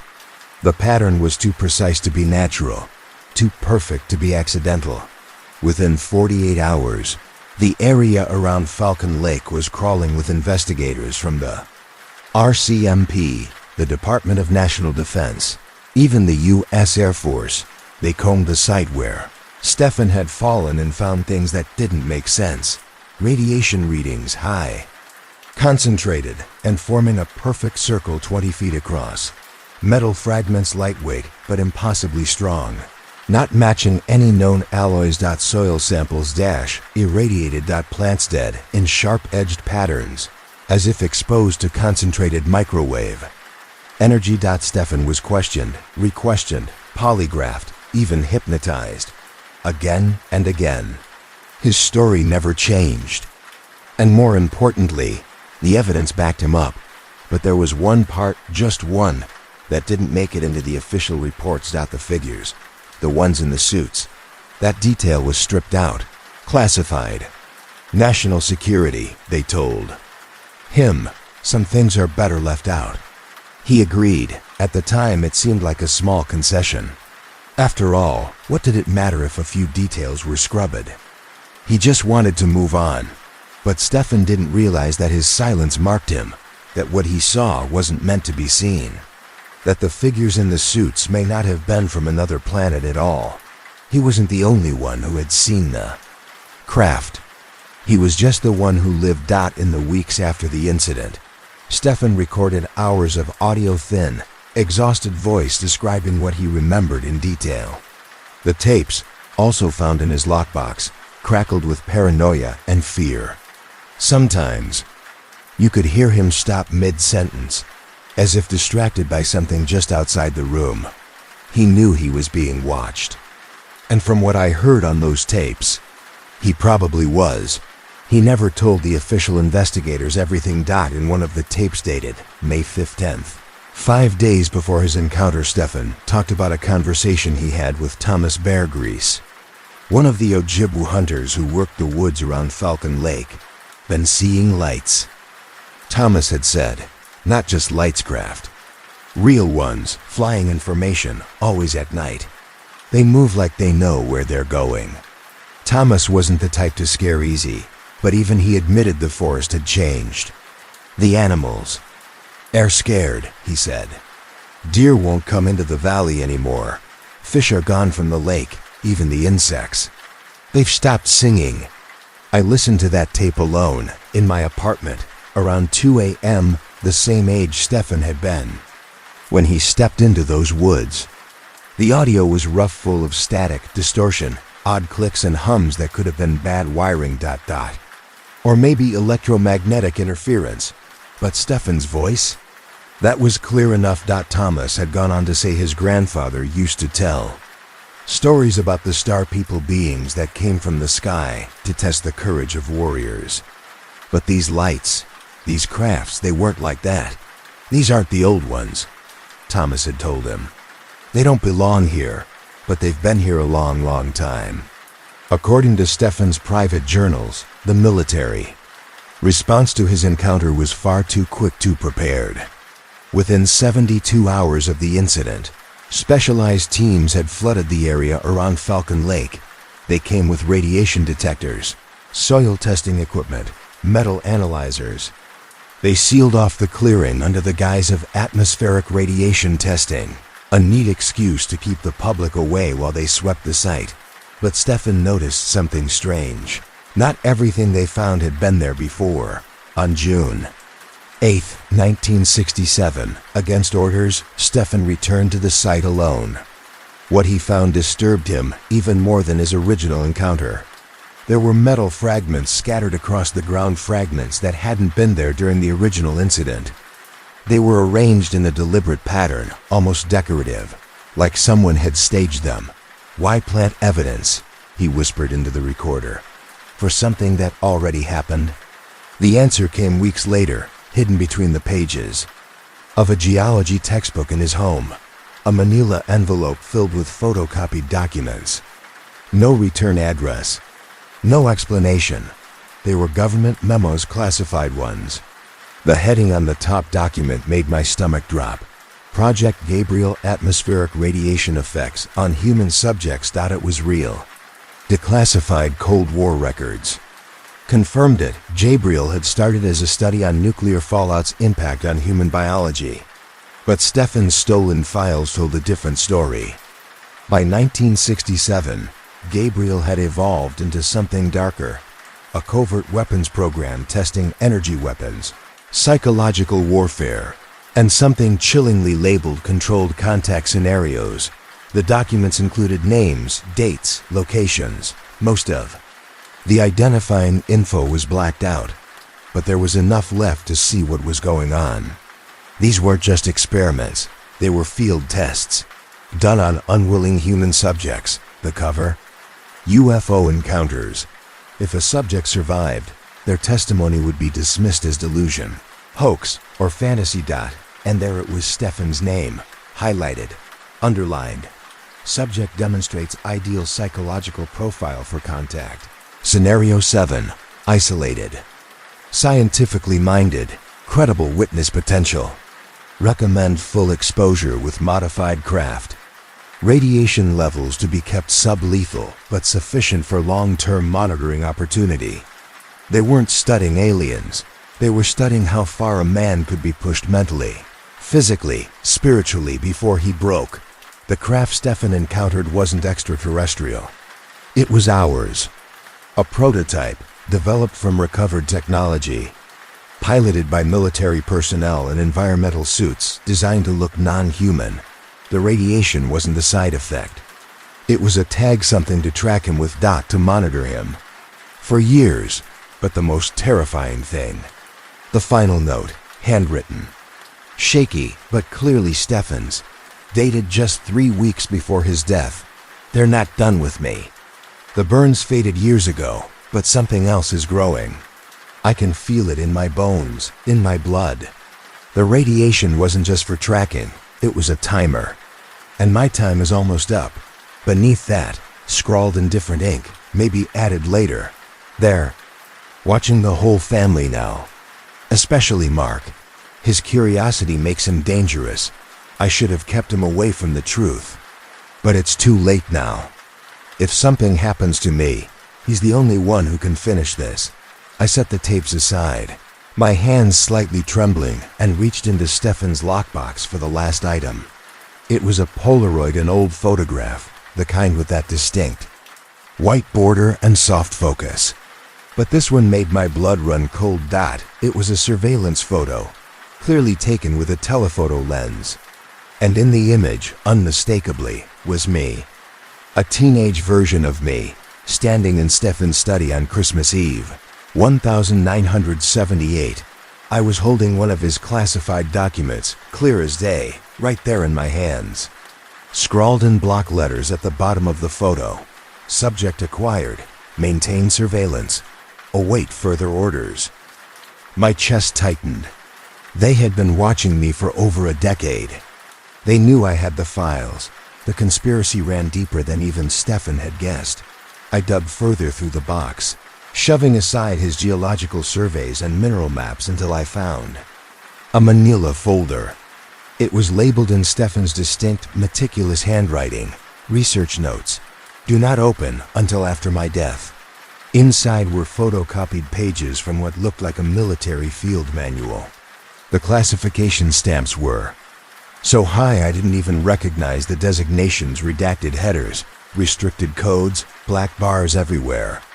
One line at the top stood out in bold: Gabriel Protocol, Field Manual for Exotic Weapons Testing, Chapter 12, Controlled Contact Scenarios, Section 4, Post-Contact Subject Management. It read like science fiction. But the dates, the locations, the names, they were real. Too real. According to the documents, by the mid-1960s, the U.S. military had recovered several unidentified craft from crash sites around the world. But instead of hiding them away, someone made the decision to use them to reverse engineer the technology, not for defense, but for field testing. Not on soldiers. On civilians, specifically American and Canadian civilians. Psychological warfare. The files said the goal wasn't to build flying saucers. It was to create the illusion of aliens, an ideal cover story for testing weapons that would otherwise be classified as war crimes. One memo, dated March 15, 1967, just 2 months before Stefan's encounter, summed it up in chilling simplicity. UFO encounters provide ideal cover for exotic weapons trials. Witnesses become unreliable due to social stigma. Media dismisses claims as fantasy. Government maintains plausible deniability while gathering crucial performance data. The Falcon Lake incident? It wasn't a misunderstanding. It wasn't collateral damage. It was a test-a-field trial of something called a focused microwave array, a directed energy weapon built to deliver precise doses of radiation to living human targets. Stefan's burns weren't an accident. They were the objective. I scanned through his case file. One line stood out, underlined twice. Subject responded exactly as predicted to Scenario 7, benevolent contact with hostile termination. Radiation exposure achieved optimal levels for long-term biological monitoring. Subject's credibility and scientific background make him ideal witness for cover. Story propagation. Recommend continued surveillance with periodic incidents to maintain psychological pressure. They didn't just test on him. They kept testing. Every weird phone call, every blackout, every time his radio would fuzz out mid-sentence, every unexplained illness. It had all been planned, crafted by people in lab coats with charts and checklists, studying him like a specimen, and they logged every moment with surgical detachment. The last page in the folder made my stomach twist. It was a personnel roster: Gabriel Team 7, Falcon Lake Operation. Most of the names were redacted, blacked out with thick ink. But 2 remained. Dr. Marcus Webb, Ph.D., Psychological Operations Specialist; Colonel James Hartwell, Exotic Weapons. Testing Division. Beneath those names, in Stefan's handwriting, was a note. Slanted and uneven, as if he had written it in a moment of distress. Webb visited me at the hospital. Said he was from the university, researching trauma responses. Asked too many questions about what I saw inside the craft. Took notes on everything. I said, I thought he was trying to help me understand. Now I know he was evaluating the success of their experiment. Stefan had been used from the start. His statements, his silence, even the parts he chose to not report those decisions, weren't entirely his. They had steered him, guided him, manipulated him until his version of events served their narrative perfectly. But the most terrifying revelation came at the very end. Tucked between the pages of the manual, almost like an afterthought, was a medical report, just a single sheet. The paper was yellowing, creased at the corners, dated 6 months before Stefan's death, and what it contained made me stop breathing. I had to read it twice to be sure. I wasn't imagining it. Gabriel Biological. Monitoring Station Subject 67FL001. Miklik, Stefan. That was the title of the report. Underneath, the cold, clinical language detailed something they called controlled cellular degradation, a slow, systematic breakdown of Stefan's body caused by radiation exposure from the Falcon Lake incident. They had tracked the cancer, forming in his body like data points in an experiment. Every tumor, every failing organ, every lab result, they knew it all. Because they had planned it. They designed it that way. But it was the last line on the report that made my hands shake so badly I nearly dropped the page. Subject's nephew, Krokek, Mark Dobdy, the 13th of June 62, shows identical psychological profile to primary subject. Recommend recruitment for Phase 2 testing upon subject termination. Phase 2, they weren't done. Stefan's death wasn't the conclusion. It was a milestone, my beginning. I was next. I started noticing them after that. Black sedans parked at the end of my street. Never the same one twice, but always similar, dark, clean, out of place. The men inside were plain suits, reading newspapers they never flipped through. I'd catch glimpses of them adjusting earpieces or glancing at me through mirrored sunglasses. Then came the phone calls. Always silent on the other end. No voice. Just the sound of someone breathing. Once, I heard a faint clicking, like a tape reel spinning. They weren't even trying to hide anymore. The surveillance wasn't just observation. It was part of the conditioning. Meant to wear me down, fray my nerves, isolate me from others until I became exactly what they needed. Scared, alone, vulnerable.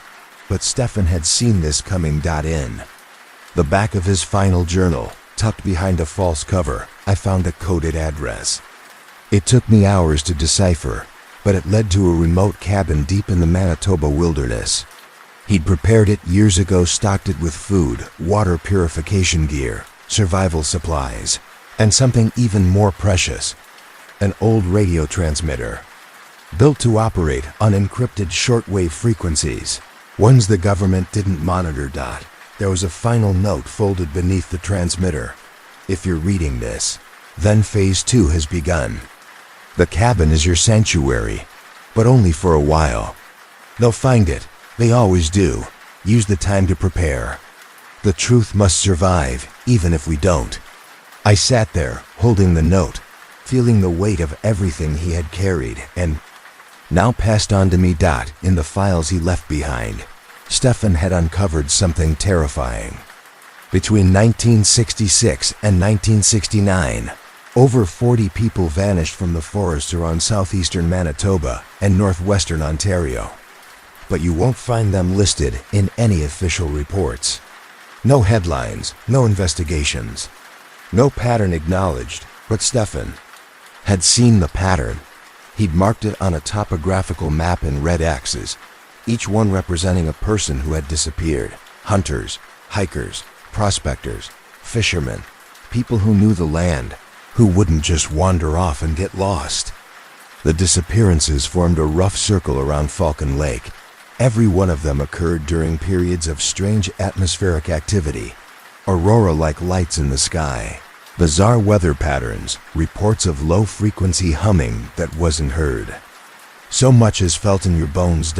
Then there were the black dots, the secondary encounters. People who had come back, but changed. Their stories were like something out of a fever dream, missing time. Unexplained injuries, nightmares they couldn't shake. Stefan had interviewed some of them before they slipped into hospitals or vanished. Again, one account still haunts me. James Maud, 34, a hunting guide. He was found by a search party 3 days after he went missing, just sitting at his extinguished campfire, staring blankly at the sky. No memory of the last 18 hours.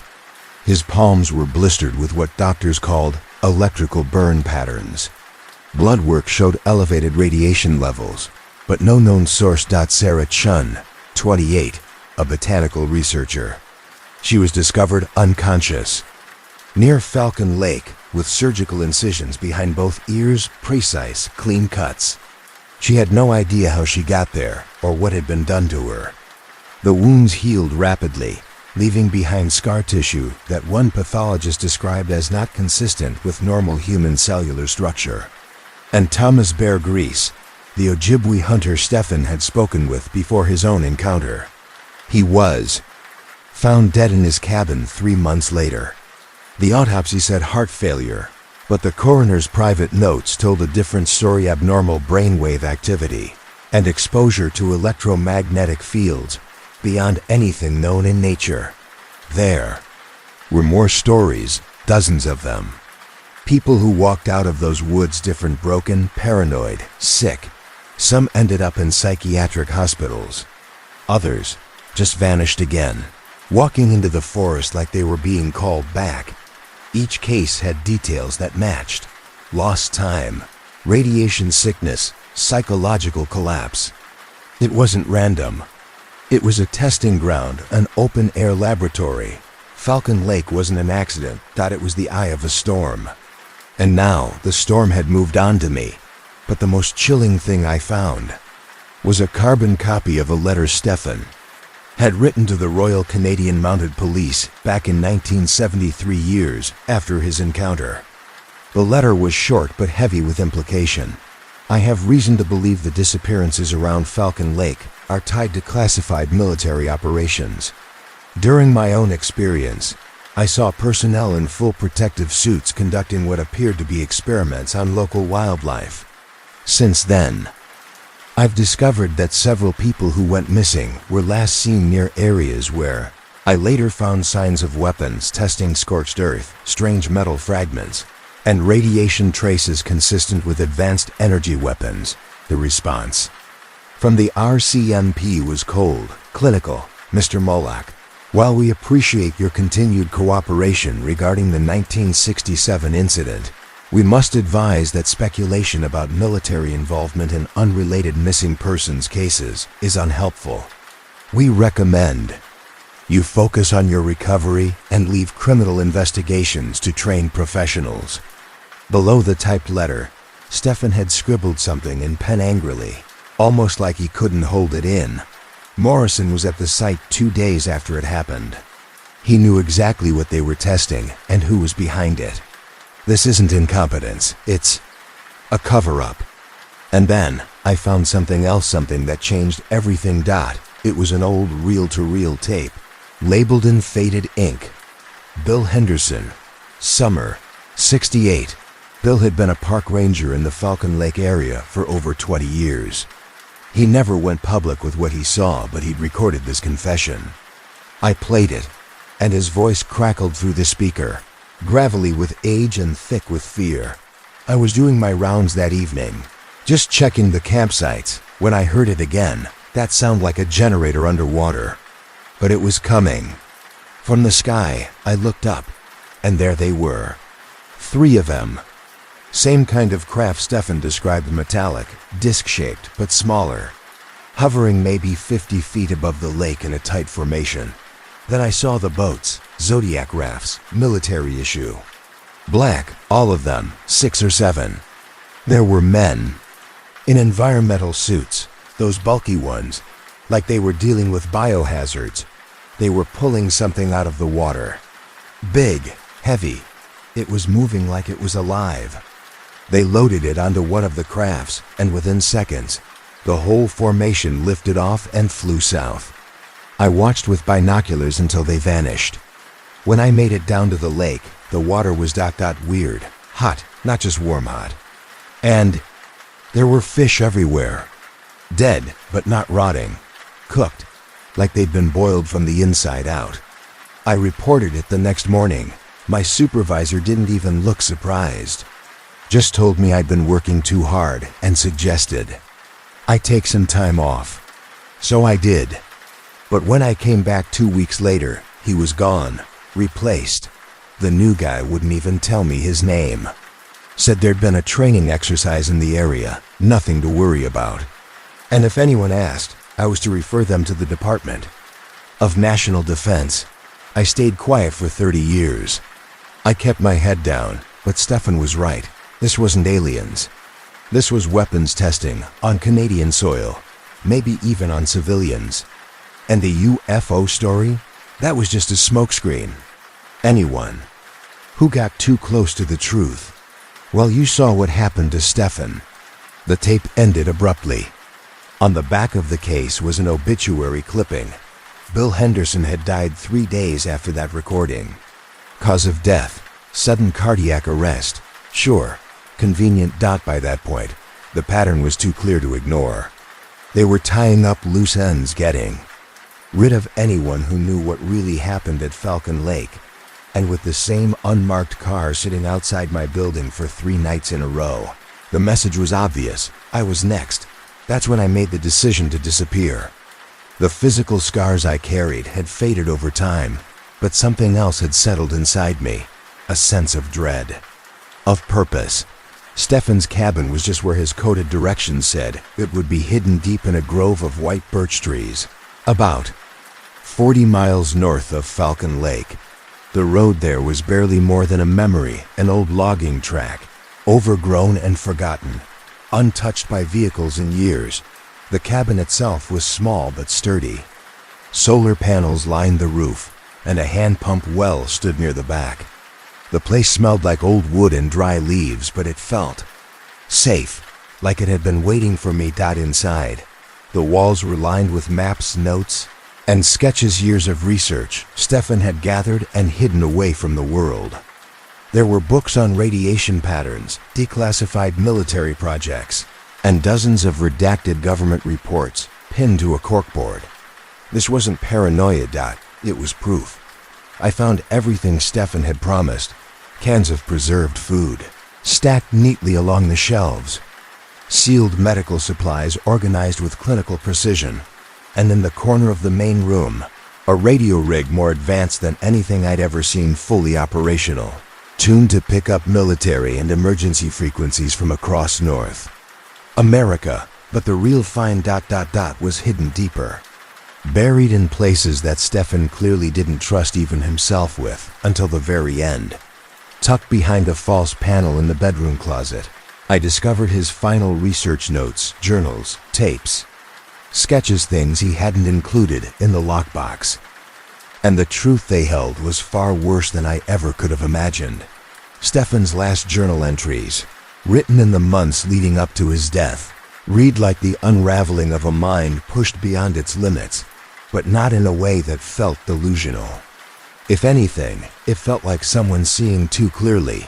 According to him, the radiation exposure from his original encounter had done more than just leave physical scars. It had changed him, altered his brain chemistry. Slowly, subtly, it rewired the way he perceived the world. He started reacting to electromagnetic fields, the way a compass reacts to magnetism. And it wasn't just a feeling, he began seeing things, patterns, movements, beings. February 12, 1981. The dreams are getting stronger. I can see them working, moving through their underground labs like ants in a colony. They're not all human anymore. Some of them volunteered for the changes they forced on me. But theirs were controlled, calculated, enhanced. They believe they're evolving. But they're becoming something less, hollow. I read that sentence over and over, my hands trembling, because I'd seen the same things. The moment I'd opened that lockbox and started digging into his files, the dreams had started. Metallic corridors stretching endlessly. Rows of men and women strapped to tables, their DNA rewritten by pulses of light. Rooms full of bodies still, breathing, but clearly not alive in any traditional sense. And above it all, something watching. Always watching. But the worst part wasn't the writing. It was what I found hidden under the floorboards, in a lead line. Compartment barely bigger than a suitcase. Photographs. Dozens of them. Not old family photos or crime scene images, these were surveillance shots. All of Stefan, different years, different places. Some from when he was young, others from the last months of his life. But these weren't taken by any human hand. Angles were impossible. Some looked like they were captured from directly above his bed. Others from eye level inside his car. One showed him shaving a mirror, but from behind. No camera, no reflection. Just Stefan, with the slightest flicker of awareness in his expression. As if he knew he was being watched but couldn't prove it. And the final photo, the one that shook me to my core, showed him standing in his backyard the day before he died. His eyes weren't on the camera. He was looking up, straight up. His expression was haunting. Not fear, not confusion, just ... acceptance ... on the back of. The photo, scrawled in red ink, were the words, "Subject termination authorized. Proceed with Phase 2, recruitment." That was when it clicked. They weren't watching me from parked cars or peering through lenses from nearby rooftops. They were watching the same way they watched Stefan, through technology that shouldn't exist, but clearly did. 3 days after I arrived at the cabin, the radio station crackled to life. Static at first, then military codes. Most were routine weather updates, flight paths, encrypted chatter. Then one message broke through, slow and deliberate. "Control, this is Eagle Eye 7. Target has relocated to grid, Charlie 47. Recommend immediate extraction before subject accesses final documentation." Final documentation. There was something else. Something they really didn't want me to find. I tore through the cabin again, more methodically this time. Pulled up floorboards, searched. Inside the old water tank, ripped open the drywall. Nothing. Until I remembered Stefan had been a geologist. He thought in layers, in depth. He wouldn't hide something where someone might stumble upon it. He'd hide it in a place only someone like him would think to check. I dragged a ladder up into the attic, pushed through the cobwebs and insulation, and finally found it wedged between two roof beams, wrapped tightly in plastic and duct tape, a small metal cylinder, roughly the size of a coffee can. Inside, I found documents. But not just any documents. These weren't labeled with the usual Project Gabriel insignia. These were older, much older. Some dated back to the late 1940s. The letterheads read, Operation Majestic. The language was formal, clinical. The content was anything but ordinary. They detailed the recovery of crashed non-human craft. Not just Roswell, no. These were from multiple sites across Canada. Sites that had never been publicly acknowledged. Places where entire logging camps had vanished. Where ground crews were told to evacuate for fire hazard drills, only to return and find the area scorched, cratered, and sealed by government fencing. And it went further. The documents included schematics drawings of propulsion systems, powered by unknown energy sources, material samples that couldn't be cut, burned, or identified, notes about the biological components of the ships, notes about their pilots, whatever had crashed. Wasn't just a machine, and we hadn't just recovered the tech. We'd used it. I read that sentence over and over, my hands trembling, because I'd seen the same things. The moment I'd opened that lockbox and started digging into his files, the dreams had started. Metallic corridors stretching endlessly. Rows of men and women strapped to tables, their DNA rewritten by pulses of light. Rooms full of bodies, still, breathing, but clearly not alive in any traditional sense. And above it all, something watching. Always watching, but the worst part wasn't the writing. It was what I found hidden under the floorboards, in a lead line. Compartment barely bigger than a suitcase. Photographs. Dozens of them. Not old family photos or crime scene images. These were surveillance shots. All of Stefan. Different years, different places. Some from when he was young, others from the last months of his life. But these weren't taken by any human hand. Angles were impossible. Some looked like they were captured from directly above his bed. Others from eye level inside his car. One showed him shaving in the mirror, but from behind. No camera, no reflection. Just Stefan, with the slightest flicker of awareness in his expression. As if he knew he was being watched but couldn't prove it. And the final photo, the one that shook me to my core, showed him standing in his backyard the day before he died. His eyes weren't on the camera. He was looking up, straight up. His expression was haunting. Not fear, not confusion just ... acceptance ... on the back of. The photo, scrawled in red ink, were the words, "Subject termination authorized. Proceed with Phase 2, recruitment." That was when it clicked. They weren't watching me from parked cars or peering through lenses from nearby rooftops. They were watching the same way they watched Stefan, through technology that shouldn't exist, but clearly did. 3 days after I arrived at the cabin, the radio station crackled to life. Static at first, then military codes. Most were routine weather updates, flight paths, encrypted chatter. Then one message broke through. Slow and deliberate. Control. This is Eagle Eye 7. Target has relocated to grid Charlie 47. Recommend immediate extraction before subject accesses final documentation. Final documentation. There was something else. Something they really didn't want me to find. I tore through the cabin again, more methodically this time. Pulled up floorboards, searched. Inside the old water tank, ripped open the drywall. Nothing, until I remembered Stefan had been a geologist. He thought in layers, in depth. He wouldn't hide something where someone might stumble upon it. He'd hide it in a place only someone like him would think to check.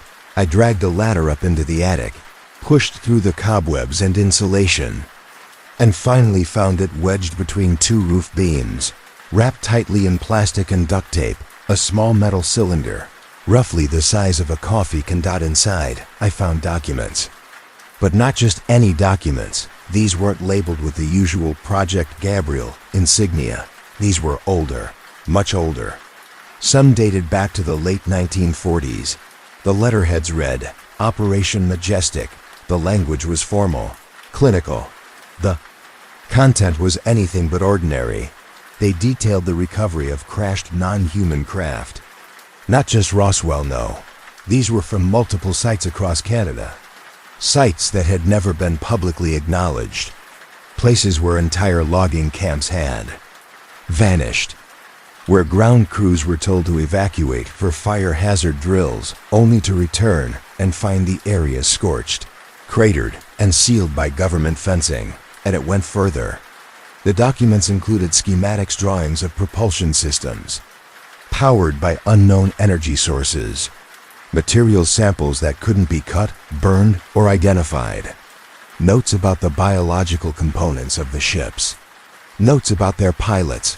Whatever had crashed wasn't just a machine, and we hadn't just recovered the tech. We'd used it. That was when I realized why they were so afraid of people like Stefan. And why they were afraid of me. Because we were never supposed to know how far it had gone. And now, I was holding the proof. It had all been reverse-engineered, weaponized, tested quietly on innocent civilians. The goal wasn't just to measure its physical effects, but to see what it did to the mind. And the truth I uncovered, it was worse than anything I had prepared myself for. According to the Majestic files, those infamous crashes, they weren't alien at all. Not extraterrestrial. No, the crafts had come from us, from our own future. Time-displaced technology hurled backward through rips in space-time, caused by the shockwaves of atomic weapons testing. The beings they recovered weren't little green men. They were human. Changed, yes, mutated by centuries of genetic modification. and technological fusion. But unmistakably human dat, we weren't being visited by beings from another star. We were being visited by what we would become. The Falcon Lake incident, the one that haunted Stefan till his death, that wasn't random. It was a controlled test. A trial run of time displacement tech, designed to open a stable corridor between now and what comes after. A tunnel for messages, and maybe people, to travel freely between centuries. And Stefan, poor Stefan, he wasn't just a victim of radiation exposure. That exotic energy turned him into something else, an anchor, a living signal point they could use to observe and manipulate events here in the past. And now, they wanted me to become the same thing. The final document in the titanium cylinder was a handwritten note. Stefan's scrawl, dated just hours before he died. Mark, if you're reading this, then the corridor is stable. They've succeeded. They're reshaping history, choosing what survives and what gets erased. That cancer growing inside me, it wasn't just a tracker. It was their way of testing how well human biology can handle their tech. They need our DNA, but they need it before we die, while we're still alive and aware. I won't give them mine. When you read this, I'll be gone, but it won't be them who took me. I made sure of that. You're different. You're younger, tougher, harder for them to manipulate. You might be able to break this cycle. This cabin is shielded, lined with materials that scramble their sensors. But it won't last. They're closing in. Use the time you have. Write everything down. Make copies. Hide them. Put them in hands that will do something. And whatever you do, Mark, don't let them take you alive. What they did to me, what they want to do to you, is worse than death. It's a deletion. A rewriting. A clean erasure of everything you ever were. That night, the dreams began. Just like Stefan had described, but they weren't dreams in the usual sense. They were vivid, real. I saw massive underground labs, rows of people strapped to tables, their bodies halfway transformed into something else. Machines had replaced half their flesh. Their eyes were blank. Their mouths moved in silent screams. But here's the thing. I knew those places, not just saw them. Knew them the way you know your childhood home. And with each passing night, I became more certain that these weren't visions of what might come. They were memories. Memories bleeding backward, carried through the same rips in time that brought those crafts here. I wasn't dreaming the future. I was remembering my own. 6 months have passed since I first read Stefan's warning. Since I opened that cursed cylinder, I barely sleep anymore. The visions come during the day now, two overlaying the real world like some kind of broken film reel. I'll be walking through the woods and suddenly I'll see both what is and what will be. A double image.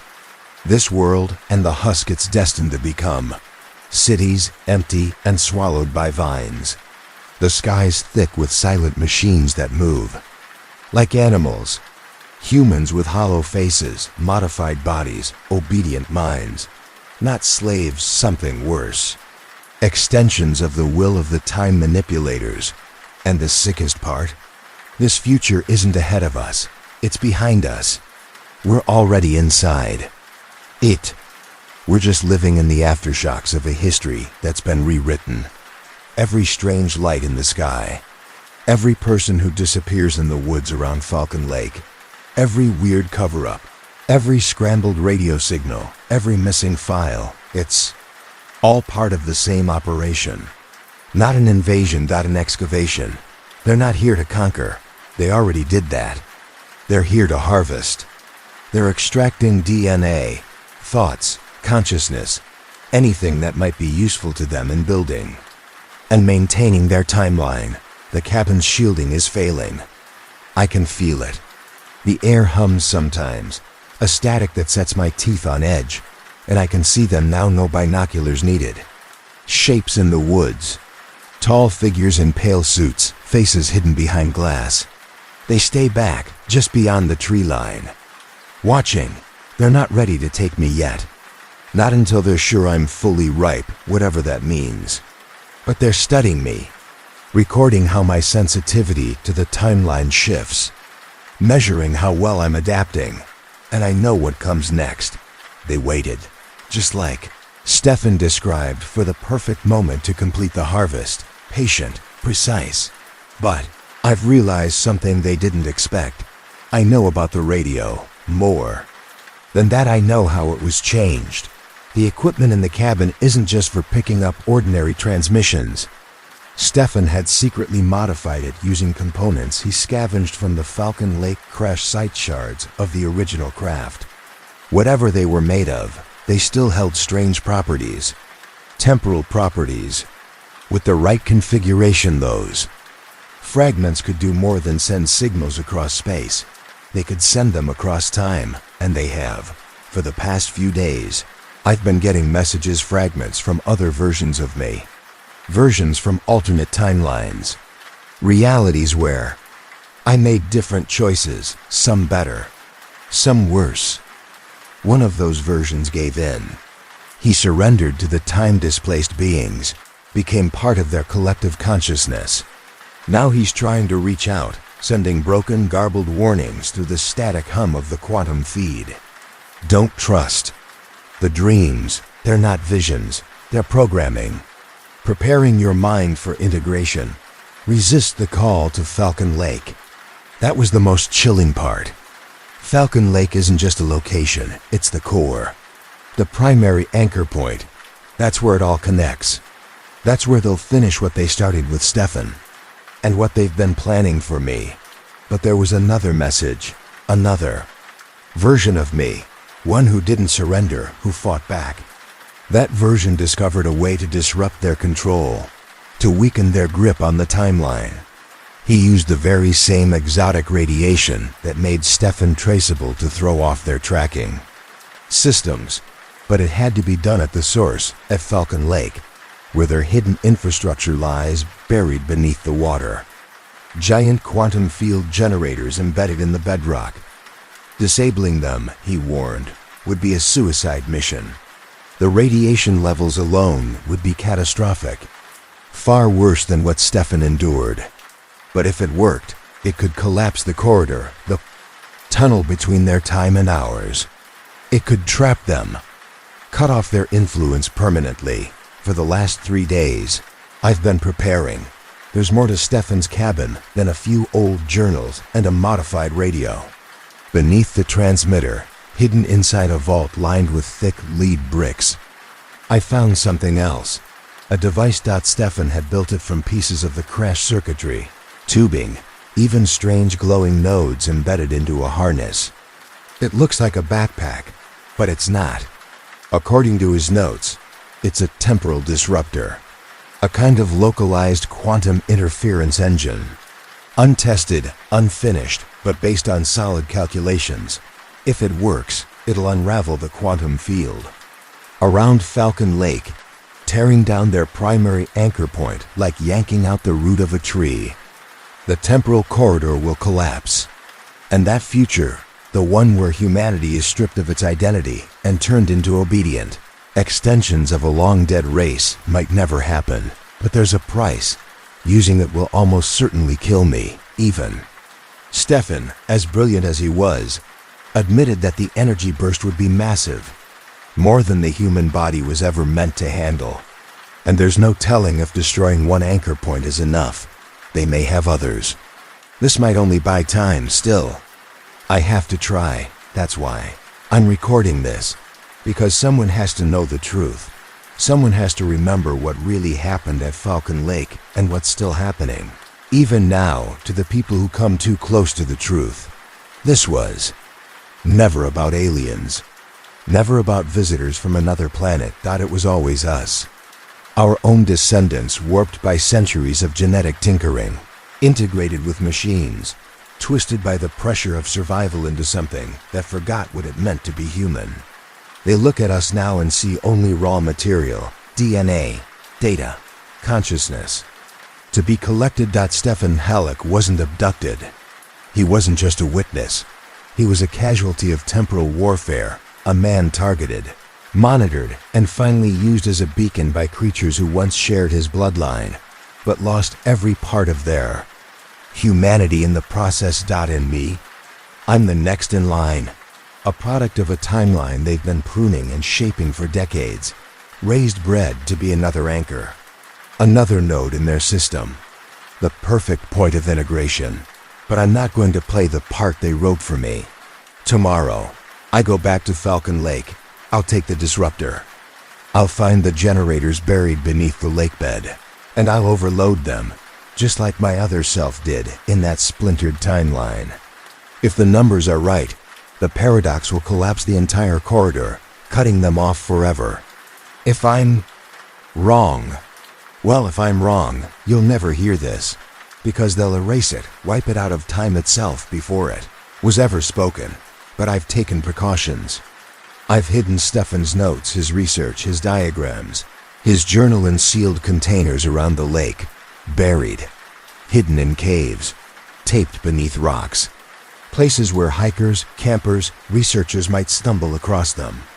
Eventually, someone will find them, and when they do, maybe they'll see through the lie. Maybe they'll pick up where we left off, because the story of Falcon Lake isn't over. Not yet. The truth has to survive.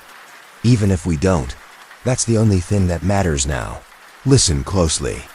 The people, if you can even call them that, who've come from the future, the time displaced, are vulnerable.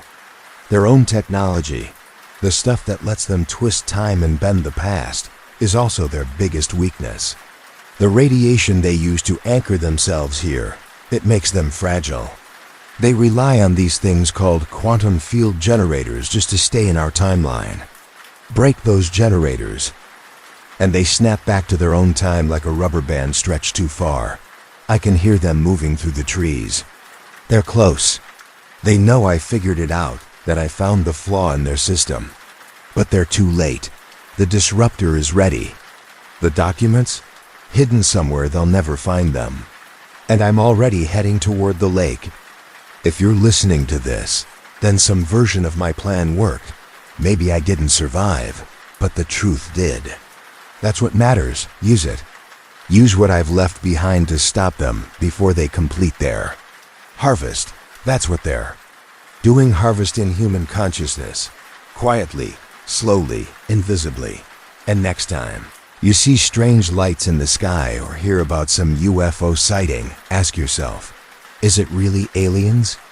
Or is it something far worse? Are you seeing humanity's twisted future reaching back to rewrite the past? To secure its own monstrous creation? The answer might be the difference between extinction and survival. My name is Mark Crockett. I'm Stefan Michalek's nephew. The date is October 31st, 2024. Time 3:47. M. I'm standing at the edge of Falcon Lake. The surface is calm, but underneath, I can see it an eerie, pulsing glow. The generators. They've been hidden here for over 50 years, buried in silence. But they're active now, lit up like nerve endings under a microscope. The disruptor is armed. The energy readings are spiking. This is it. In 60 seconds, one of two things will happen. Either this timeline will break free from their control, or it'll vanish entirely. The water's glowing brighter. I can feel the radiation. It's not just heat, it's like my blood is buzzing. Stefan described this, the burning. But this is worse. It's like fire in my bones. Figures are emerging from the forest. 3, maybe 4. They're in those environmental suits, the kind you see in biohazard zones. But there's panic in their movements. They know what I'm about. To do. 30 seconds. The disruptor is humming this high, sharp pitch that's vibrating in my teeth. It's past the point of no return. I can see ripples in the air, like the sky is made of glass and someone's tapping it. Time is breaking. I'm seeing flashes, images flickering behind my eyes. Alternate timelines. In one, humanity resists and survives. In another, we become them. We are the time displaced, feeding off the past like parasites. 15 seconds. The lake is boiling now. Steam is rising in strange, geometric shaped spirals. Hexagons patterns that shouldn't be possible in nature. I can hear them screaming not with mouths. It's in my head. A psychic scream, cutting through everything, raw and ancient. They're being pulled back, sucked out of this reality. Their hold on our world is unraveling. 10 seconds. My skin's on fire. Every breath feels like glass. But through it all, I see something: hope. A vision of a life where Stefan grew old in peace. Where forests stayed quiet. Where people didn't vanish. Where the stars belonged to birds. Not monsters in silver suits. 5 seconds. If anyone finds this, anyone at all, remember, the truth is worth the pain, worth the sacrifice. Some choices echo across centuries. And sometimes, the only way to save the future, is to destroy the past. Static. Hello. And welcome to another late-night journey with sleep theories. Before we dive into tonight's story, tell me, how was your day? Was it one of those that dragged on forever, every second heavy and slow? Or did it slip through your hands, fast and silent, like sand through your fingers? And what time is it where you are right now? Are you lying in bed in a tiny apartment? In Chicago, listening to the hum of the city beyond your window? Or maybe you're in London, where the night still has hours to go? Or Sydney, where the first light of morning is just creeping over the skyline? Wherever you are, however you got here, you found your way to this quiet little corner of the internet, where stories blur the line between dreams and waking, between what's real and what might be. If these late-night tales speak to something inside you, some part that stirs when the world goes quiet, consider subscribing to Sleep Theories. We're building a community here, a family of night dwellers, of people who know that the deepest truths aren't shouted in daylight. They're whispered in the dark. Tonight's story comes from the depths of buried files and memories most people were never meant to recall. It started with an exchange that was never supposed to happen, a mission that on paper doesn't exist, and 12 Americans who stepped into the unknown and came back changed. This is a confession from someone who was there, someone who kept the logs, heard the transmissions, and watched the world forget. Let me tell you about Project Serpo, the mission they never wanted us to remember. My name is Robert Chun. I was 23 years old when they handed me a manila envelope marked E511 Serpo. No logos, no return address. Just that code, stamped in red across the top. I was young, naive. I figured it was another classified protocol, maybe something about radar upgrades, or some new satellite uplink. I was wrong. That wasn't a project. Name, it was a destination. I'm 78 now, dying. The doctors tell me I've got 6 weeks left, maybe less. Lung cancer. Funny thing is, I've never smoked a day in my life. I kept my mouth shut for 53 years. 53 years of sleepless nights, of seeing shadows where there shouldn't be shadows, of wondering whether they were watching me, if they knew that I knew. But now, with death breathing down my neck, I don't care about the threats anymore. This is my truth. My final transmission. If you're hearing this, I'm either already gone or about to be. Either way, someone has to know what happened in 1965, about the 12 Americans who walked into the desert and never really came back. I was stationed at Holloman Air Force Base, New Mexico, part of the 6th Communications Squadron. My job was simple: keep the radios running, handle encrypted messages, do what I was told. It was routine. Until July of '65. That's when Colonel Harrison called me into his office. I remember the way he looked that day, serious, pale, like he hadn't slept. "Son," he said, his voice lower than I'd ever heard it. "What I'm about to show you is classified beyond your current clearance. You've been selected for something special, a project that doesn't officially exist. You'll sign papers that say you were never here, never saw what you're about to see, and never spoke a word about it. Clear? I nodded. My mouth said yes. My hands were already trembling. He slid the envelope across his desk. I opened it, slowly, expecting diagrams or schematics. Instead, I found photographs, not the blurry, out-of-focus kind you see in tabloids. These were high-resolution, crystal clear, terrifyingly real. The first few showed a disc-shaped craft with angular protrusions. It sat inside a hangar, surrounded by people in hazmat suits. They were taking readings, examining every inch. Then, I reached the last page. I still see that image in my dreams. Beings not human standing beside. American personnel. Tall, thin, eyes large and dark, like pools of ink. Skin pale, almost translucent, like they were made of fog and light. Their expressions were threatening, almost serene. But those eyes, they held something deeper, older, something that understood more than we ever could. Jesus Christ. I whispered. Colonel Harrison gave a dry chuckle. He's not involved in this one, son, he said, tapping the photo. But they are. They're called the Abans. They come from a star system called Zeta Reticuli, about 39 light years away, and they want to make a trade. That was the first I heard of the exchange program. It had been negotiated in secret. Meetings between top U.S. officials and beings from another world.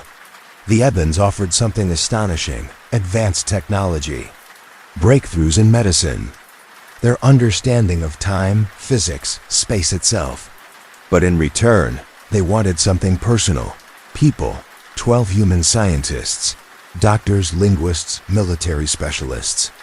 A hand-picked team to leave Earth and live on the Ebans planet. To study their culture, to observe, to learn, and eventually, to come home. The destination was called Serpo, the third planet in the Zeta Reticuli system. The mission was planned to last 10 years. 10 years of silence, 10 years of questions.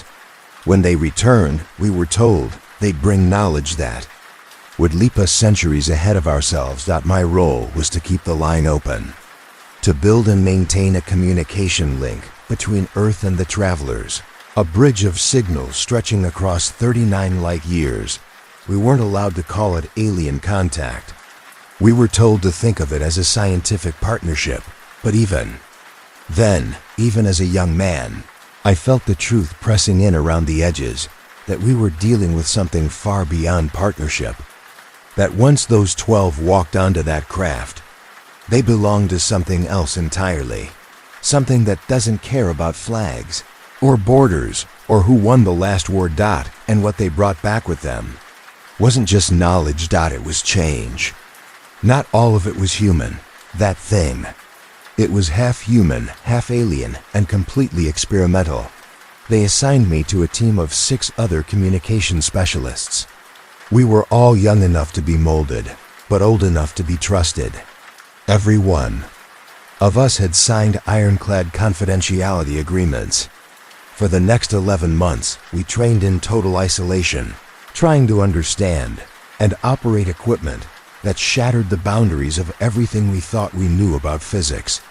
The Ebans, the beings we were working with, had given us devices, translation units, communication arrays that somehow transmitted faster than the speed of light, and encoding systems built on mathematical principles that even our top scientists barely understood.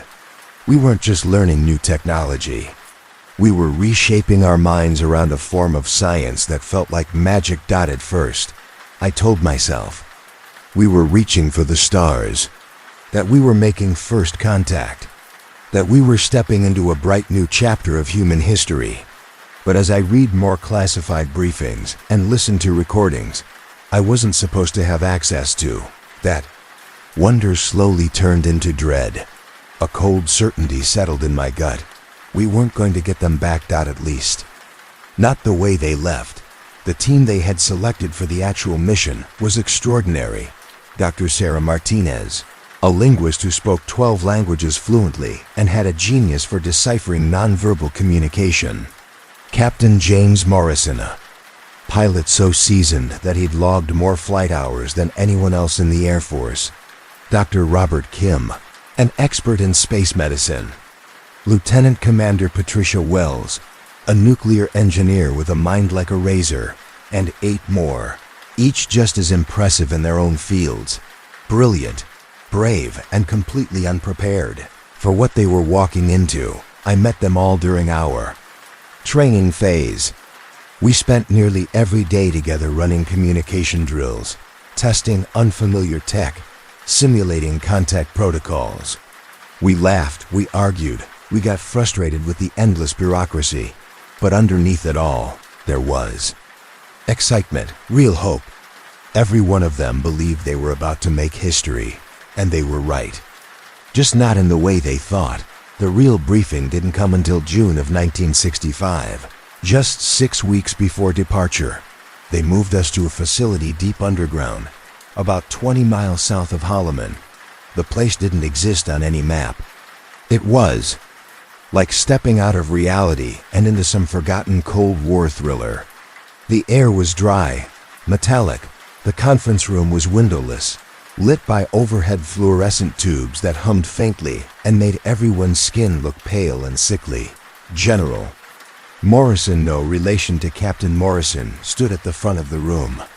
Behind him sat 3 men in dark suits. I never learned their names. They didn't speak once. They just watched, silent, motionless. Their eyes locked on us the entire time like they were trying to read our souls. What I'm about to tell you, General Morrison began, is the culmination of 18 years of contact with an extraterrestrial intelligence. The room went dead quiet. We'd all heard the rumors. Roswell, 1947, crashed saucers, alien bodies. But hearing it confirmed out loud by a general officer, it was like the ground shifted under our feet. The craft that crashed near Roswell, Morrison continued, contained 4 beings. 3 of them died on impact. 1 survived. For several hours, it communicated with our personnel using what we can only describe as a mix of telepathy and pictographs. He paused. The silence was suffocating. Before it died, it gave us enough information to establish contact with its people. The screen behind him lit up, flickering to life with a star chart. A red line connected our solar system to another Zeta Reticuli, 39 light-years away. Twin suns, multiple planets, and intelligent life. That's where they were from. The Abans. They reached out to us through radio transmissions in 1952, Morrison said. After years of decoding and exchanging data, we agreed to a series of meetings. The first one took place right here, at Holloman Air Force Base, in 1954. I felt a shiver crawl up my spine. I'd been stationed at Holloman for 2 years. I'd walked those landing strips, eaten lunch a few hundred feet from the hangar where, apparently, the first interstellar meeting in human history had taken place. I felt sick, like I was inside a history book that had been blacked out by a permanent marker. The Ebans are peaceful, Morrison explained. They've been observing Earth for thousands of years, but their policy is non-interference. What changed was our development of nuclear weapons. That got their attention. And so they reached out, carefully, selectively. He let that settle over the room. Then came the real bombshell. The exchange program. He said dot, and just like that, everything changed. This exchange program, General Morrison said, his voice calm but heavy, is their way of ensuring both our species can learn from one another. Dr. Martinez lifted her hand, her brow furrowed. What exactly do they want to learn from us? There was a pause. One of the men in the dark suits leaned in and whispered something into the general's ear. Morrison nodded slowly. They're interested in our emotions, he said, in human creativity, in individuality. Their society is highly collective, efficient, almost perfect in a way. But in achieving that perfection, they lost something. They want to understand what makes us human. A hush fell over the room. Captain Morrison broke it. And what do we get in return? The general gave a thin smile, though it didn't reach his eyes. Everything. Clean energy that could power the entire planet for thousands of years. Medical advancements that could end disease, maybe even death as we know it. Transportation. Systems that would make interstellar travel as common as flying from New York to LA. He paused, letting that sink in. They're offering us the keys to the universe. It sounded like a dream. Too good to be true, because it was. The briefing went on for over 6 hours. We learned about Serpo, the third planet in the Zeta Reticuli system. It was smaller than Earth, with surface gravity about 90% of ours. Its orbit around twin suns created bizarre day-night cycles.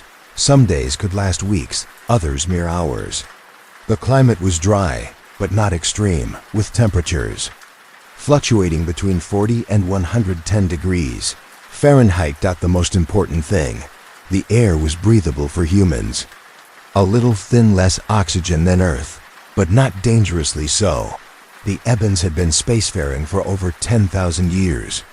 Their civilization was ancient, structured not around governments or leaders, but around collective decision-making. No presidents, no dictators, no rich or poor, no crime, no war, no currency. They lived in harmony, not just with each other, but with their environment. Every action weighed against the good of the whole. It sounded like paradise. The mission duration, General Morrison said, is 10 years. Your team will live among the Ibans, observe them, study their technology, learn about their culture. You'll send regular reports back to Earth using the communication systems developed by Specialist Chen and his unit.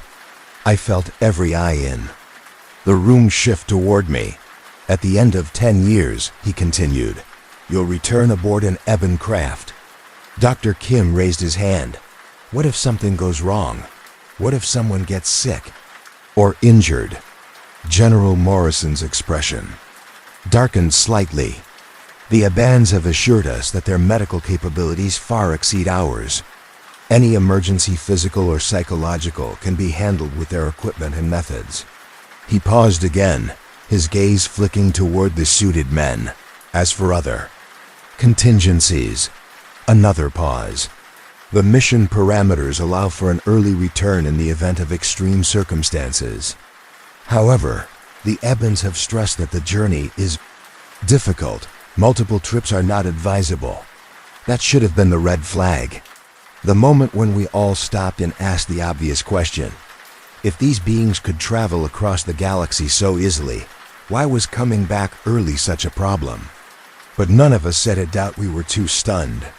Too swept up in the idea of progress and discovery and making history. Too young. Too trusting. We just nodded. Smiled. And prepared for a one-way journey we didn't realize was one way. The last part of the briefing was focused on communications. My domain. Our team would be the lifeline between Earth and the mission team. We'd been given crystalline Eben devices that somehow transmitted faster than light, though no one ever explained how they worked. They weren't mechanical in the traditional sense. They almost felt alive. When you handled them, warm, responsive, the signals would be encoded using a strange hybrid protocol, human mathematics combined with Eben symbolic logic. It took us months to learn how to interpret it fluently. General Morrison leaned forward, his voice tight. The most important task is maintaining regular contact. Daily transmissions for the first year, then weekly. These reports are essential for tracking the crew's well-being and for collecting the scientific data that justifies this mission. I raised my hand. Sir, what if we lose contact? What if something happens to the equipment or the signal? He didn't answer right away. When he finally spoke, his voice had dropped. That cannot happen, Specialist Chun. He took a breath. The success of this mission, the safety of those 12 brave souls, depends entirely on that link. You and your team are their connection to Earth. If it breaks, they're on their own. Don't let us down. Those words hung heavy in The air as we filed out of the briefing room. Just as I reached the hallway, I caught a glimpse of one of the men in dark suits, one of the ones who always looked like they knew more than they let on, leaning in, close to General Morrison. He was whispering something fast and low, his tone tight with urgency. I couldn't catch the words, but the fear in his voice was unmistakable. It was the first time I saw a crack in their polished calm, the first hint that maybe they didn't have everything under control. That night, lying on my bunk staring up at the ceiling, I kept playing it over and over in my head. 12 people. We were about to send 12 Americans to another planet, 39 light years from Earth, on the word of alien beings we barely understood. Their technology was completely foreign. The risks, unknowable. The consequences, couldn't even begin to imagine. But it was already too late for doubts. Everything was in motion. The decision had been made. The countdown had begun. In just 6 weeks, 12 human beings would step inside an alien spacecraft and vanish into the stars. And I would be their only link back to Earth, their only way home. I should have known back then. Some connections, once broken, are never made whole again. July 16th, 1965. That date is seared into my memory, like a cattle brand burned into flesh. It was a Tuesday. A brutally hot day in New Mexico, where the sun seemed to hang low and angry in a sky that looked like bleached bone. No clouds, no breeze, just dry heat pressing down like a weight. At exactly 0300 hours, the message came in. Package inbound. ETA 040. We had been waiting for that message for months. The rendezvous point was Sector 7 of the White Sands testing range, a remote patch of desert surrounded by jagged mountains, accessible only by military convoys. We traveled in a line of unmarked vehicles, kicking up dust behind us in the dark. My radio equipment rode in the back of the truck, packed inside lead-lined cases. The away team was transported separately on a nondescript bus with blacked-out windows. It looked more like a prisoner transport than the ride to humanity's greatest leap. When we arrived, I was surprised by how ordinary it all looked. Just flat desert lit by floodlights arranged in a wide circle. Soldiers stood around the perimeter, armed and stone-faced. A handful of scientists and government officials moved with rehearsed purpose, and a few military photographers milled around, the edges snapping pictures. For documentation, they said, for posterity. But it felt more like insurance, like someone wanted proof in case this whole thing went south. Right at 0400 hours, the sky began to shimmer. I've told this story so many times over the comms. Over the sky began to shimmer. I've told this story so many times over the comms over the years, and I still don't have the right words for what happened next. The craft didn't descend from the clouds or fly in from the horizon. It just appeared, like the fabric of reality twisted and made space for it. 1 second, there was nothing above us. The next, a massive object was hovering 30 feet off. The ground utterly silent, not falling, not floating. Just there. It wasn't some Hollywood flying saucer. This thing was sharp, angular, like a crystal that had grown from some alien geometry. Its surface shifted subtly, like it was made of liquid metal held in form only by will. Strange lights traced along its edges in complex, rhythmic pulses. Staring at them too long gave you a headache, like they were operating on a spectrum the human brain wasn't meant to process. With a smoothness that defied physics, the vessel touched down. 4 spindly legs unfolded from beneath it and made contact with the ground like they weighed nothing. Then, without warning, a section of the hull simply vanished. It didn't open or slide away. It ceased to exist, leaving behind a doorway, filled with a soft blue-white glow. That was when they stepped out. 3 Ebons. I'd seen the photos, of course. We all had, but photos hadn't prepared me for this. They were tall, maybe 6.5 feet, with long limbs and torsos that seemed just slightly too thin for comfort. Their skin was smooth, pale gray, almost translucent, like wax lit from within, and they glowed just faintly against the darkness. Their heads were large, disproportionately so, with eyes that dominated their faces. Enormous black eyes that reflected everything, yet revealed nothing. Looking into them felt like staring into the night. Sky, endless. But it was how they moved that really unnerved me. They didn't walk so much as glide. Their feet touched the ground, but barely. And they moved together, exactly together, in perfect synchrony. Not just coordinated, but as if they were pieces of the same mind, working in tandem without a word.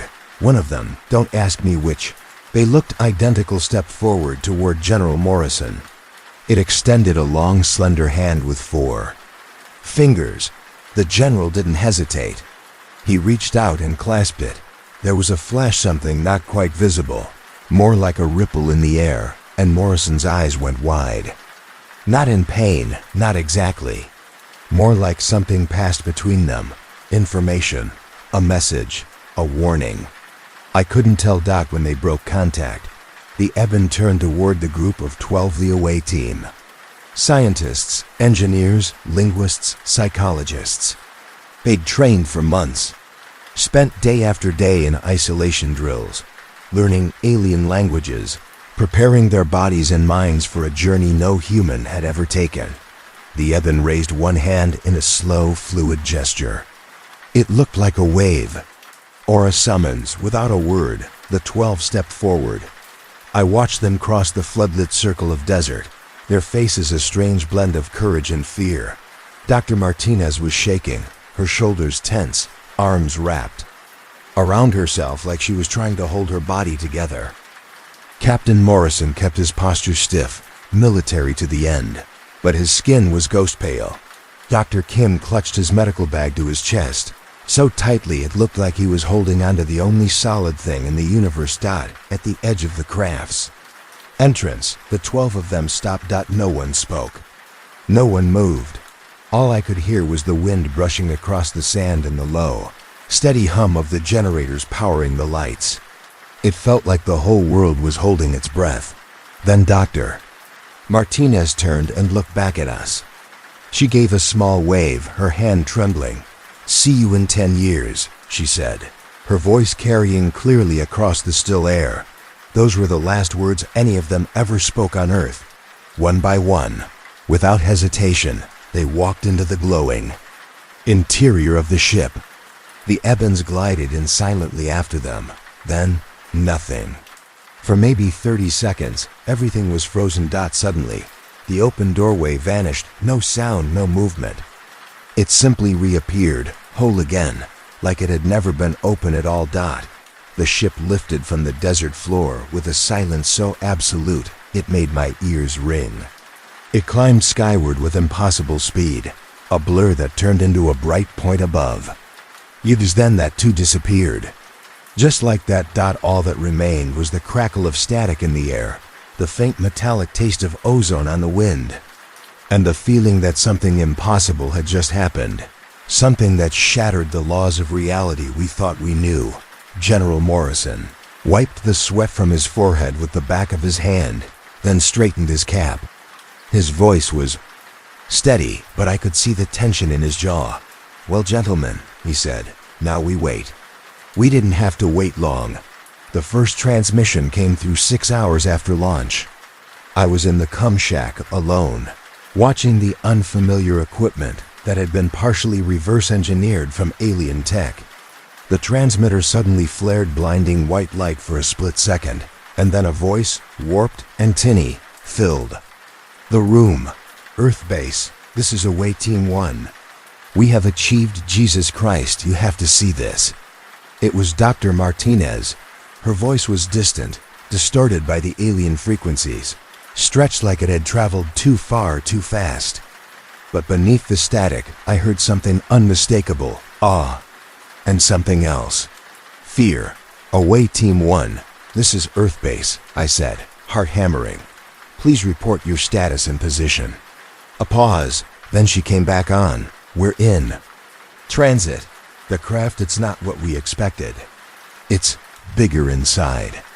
Much bigger. Doesn't make sense. The walls, they're alive. They move, pulse, like a heartbeat. Her breath hitched. She sounded overwhelmed. And the Ebens, she said, voice trembling. They don't talk, not the way we do. They touch your mind. A wash of static rolled through, long and loud. When the transmission returned, her tone had shifted sharper, colder. Like a switch had been flipped. Correction, Earth base, communication with our hosts is proceeding normally. All team members are in good health. We estimate arrival at the destination in approximately 72 Earth hours. I stared at the receiver. My skin went cold. Something in her voice was gone. The wonder, the fear, it had vanished, replaced by a mechanical calm that didn't feel human. I made a note in the log. First transmission, anomalous behavior observed. Over. The next 3 days, we received more updates. Regular intervals, precise, too precise. They spoke in clean, sterile language, describing the interior of the craft in technical detail. No emotion. No personal observations. It was like they were reading from a script. Their voices, once so familiar, started losing character. Tone flattened, pacing synchronized. By the time they reached the planet, they sounded less like people and more like data streams. Then came the final message before silence. Earth base, this is Away Team 1. We have achieved orbital insertion around the target planet. Surface appears arid. Extensive city structures observed. Atmosphere is within acceptable parameters for human habitation. Preparing for surface landing. And then, nothing. For 6 weeks. When contact resumed, everything was different. The voices that came through the equipment still sounded human technically, but there was something deeply wrong with them. They spoke too slowly, with long pauses between words, like they were thinking in one language and translating into another. Just to talk to us. Earth base. This is Dr. Martinez, the voice said. We have established residence in the primary settlement. The Eben social structure is fascinating. They operate as a collective consciousness, while maintaining individual identities. It is harmonious. Dr. Martinez, this is Earth base, I responded. Please provide details on your current living conditions, environmental data, and the health status of all team members. A pause then. All parameters are acceptable. The binary star system creates complex illumination cycles. We are currently experiencing, and the transmission cut out again. There was no urgency, no stress, just a dead flat tone. Like reading off a checklist. I logged the call, hand shaking slightly. Whatever was happening out there on Serpo, it was already changing them. The extended daylight period here lasts approximately 14 Earth days, Dr. Martinez said, her voice crackling through the transmitter. Temperature range is stable, suitable for human habitation. Local architecture is organic in nature. I leaned in closer to the mic, trying to catch any trace of her former self in that cold, clinical voice. Dr. Martinez, this is Specialist Chun, I said carefully. How are you feeling? How's the team holding up? There was a pause longer than usual. For a moment I thought we'd lost the signal. Then, adaptation is proceeding. The Ebens are helpful. They provide guidance, knowledge, understanding. We are learning. Much. Something about the way she said that last part made my stomach twist. It wasn't just the choppy speech. It was the total absence of emotion. No tone, no inflection, no sign that a human being was still behind the voice. Martinez had been one of the most passionate scientists I'd ever worked with. Fiery, articulate, deeply human. This voice, it sounded like a stranger pretending to be her. Like someone was playing a recording of what a human should sound like, and getting it just slightly wrong. The months passed. The transmissions kept coming on schedule, never late. But the content grew stranger. The away team described Eben society in detail, their culture, history, even their technology, but always in that same monotone, like they were reporting on weather patterns or reading off blueprints. They spoke of impossible things, cities that grew like living beings, roads that moved with the traveler, machines that could bend time to draw power from the fabric of space itself. Incredible, beautiful, terrifying. But they talked about it like they were reading a grocery list. Then came the reports of things they weren't supposed to notice. In the 8th month, a transmission arrived. Routine check-in status, environmental updates, research progress. Nothing unusual.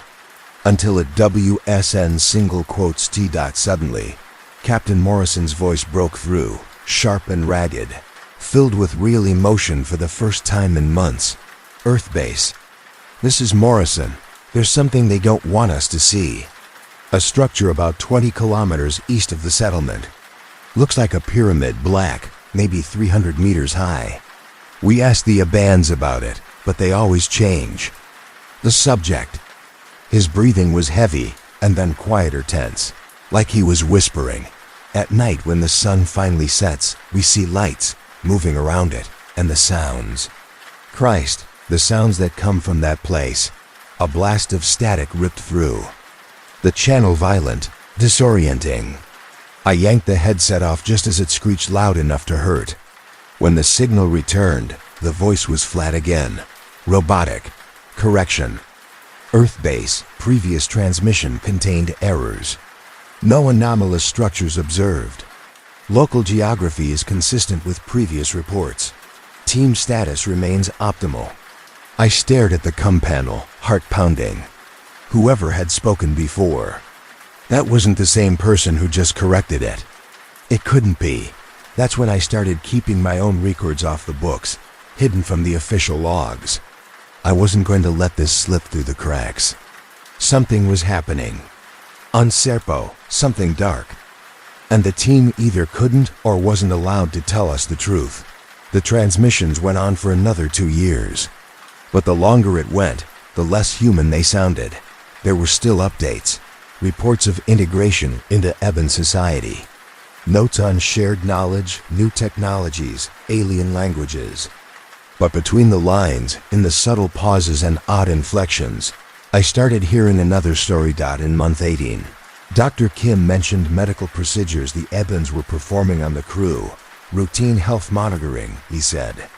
But there was hesitation in his voice, just a second of uncertainty. A breath too long. I wrote it down. Month 24.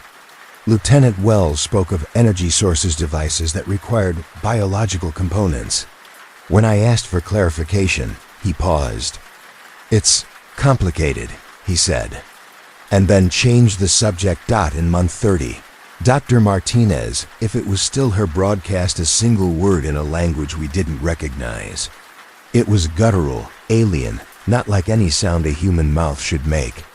When asked, she said it was a transmission error, but I played it back over and over. I had a linguist friend take a look at it.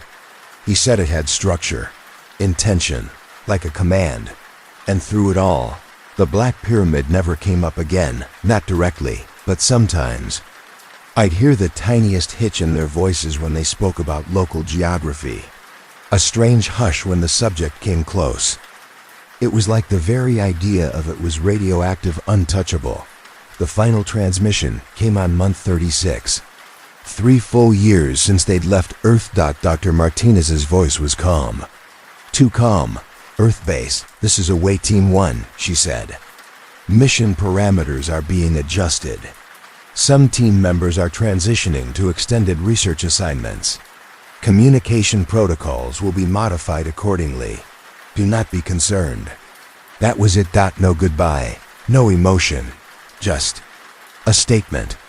Like someone closing a file, and we never heard from them again.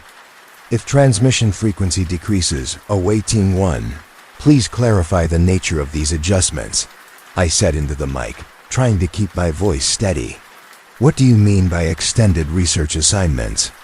There was a silence long enough but I thought the signal had dropped completely. Just as I leaned back in my chair, a voice returned. Faint, hollow, barely human. Some questions cannot be answered. Some knowledge cannot be shared, the voice said slowly, the words oddly spaced. We are where we need to be. We're doing what we need to do. That is sufficient. And then nothing.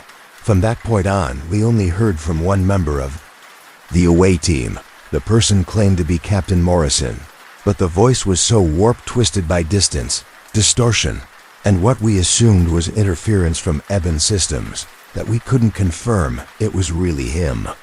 The transmissions became rare, scattered. Sometimes months would pass between updates. Most were just raw data, schematics, environmental readings, breakdowns of alien technology, bits and pieces of Eben culture.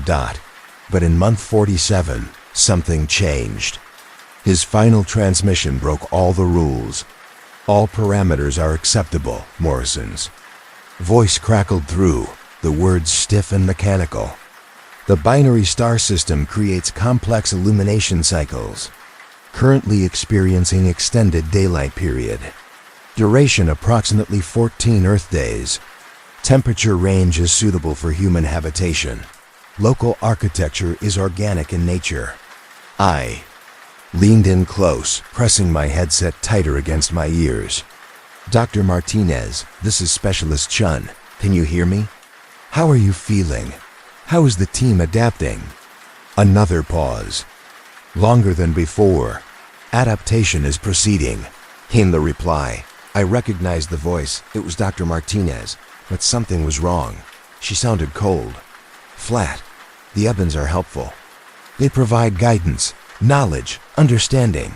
We are learning much. Her words chilled me to the bone. It wasn't just her robotic cadence. It was the emptiness, like all feeling had been drained out of her. This was the same woman who used to light up when she talked about alien civilizations, who used to gesture wildly when explaining her theories. Now she sounded like she was reading off a script, detached and indifferent. The transmissions kept coming over the following months. Always on schedule, always detailed, but never human. They described cities that grew like living organisms, buildings that regenerated like skin. They spoke of transportation that let people move through solid walls, of power sources that drew energy straight from space-time itself, marvels beyond comprehension. But they talked about it like it was mundane, like it didn't even matter. And then there were the things they didn't want to talk about. Month 8 was supposed to be a routine check-in, nothing out of the ordinary. I was reviewing earlier logs when the comms console lit up an incoming message. Earthbase. This is Morrison, the voice burst through, trembling, urgent. There's something they don't want us to see. About 20 kilometers from the settlement. It's a structure. Looks like a black pyramid, maybe 300 meters tall. Whenever we ask about it, they just deflect. But at night, when the sun dips below the horizon, we see lights moving around it. And the sounds, Jesus, the sounds that come from that place. A loud shrieking burst of static tore through the transmission. It was so intense I ripped the headset off in pain. My ears rang for minutes afterward. Then just as suddenly, the signal returned. Same channel. But something had changed. Correction. Earth-based previous transmission contained errors. No anomalous structures observed. Local geography is uniformly consistent with earlier reports. Team status remains optimal. I stared at the console. My hands were trembling. That wasn't the same person who'd just spoken seconds ago. The voice was the same technically, but the tone, the emotion, everything else was off. It was like someone had flipped a switch. Like a mask had fallen. Back into place. That was the moment I stopped trusting the official reports. I began keeping a separate log, my own records. Unfiltered, raw, because something was happening on Serpo, something the away team couldn't talk about. Or maybe weren't allowed to talk about. And more and more. It felt like the Ebens weren't as peaceful as they claimed. The transmissions continued. For nearly 2 more years. Each message described deeper integration into Eben society. Their education systems, their rituals, their language. The team spoke of understanding, of enlightenment. But under the surface, between the lines, there were clues, hints, warnings. In month 18, Dr. Kim mentioned routine health procedures being conducted on the team. When I pressed for more details, he simply repeated, standard biological, monitoring, preventive care, all procedures approved. But something in his voice, something tight, hesitant, told a different story. Like he was holding something back. Like he was scared to say more. But there was something in his voice, a hesitation, a strain that said more than his words ever could. He was holding something back, hiding fear behind protocol. Then came month 24. Lieutenant Wells delivered a report on a new type of Eben power source, one that, according to him, relied on biological components. I pressed for clarification, but all he said was, it's classified Eben tech, still under analysis. He didn't or couldn't explain what those components were. The transmission cut off quickly after that. By month 30, it was Dr. Martinez. Again, just one word came through the static.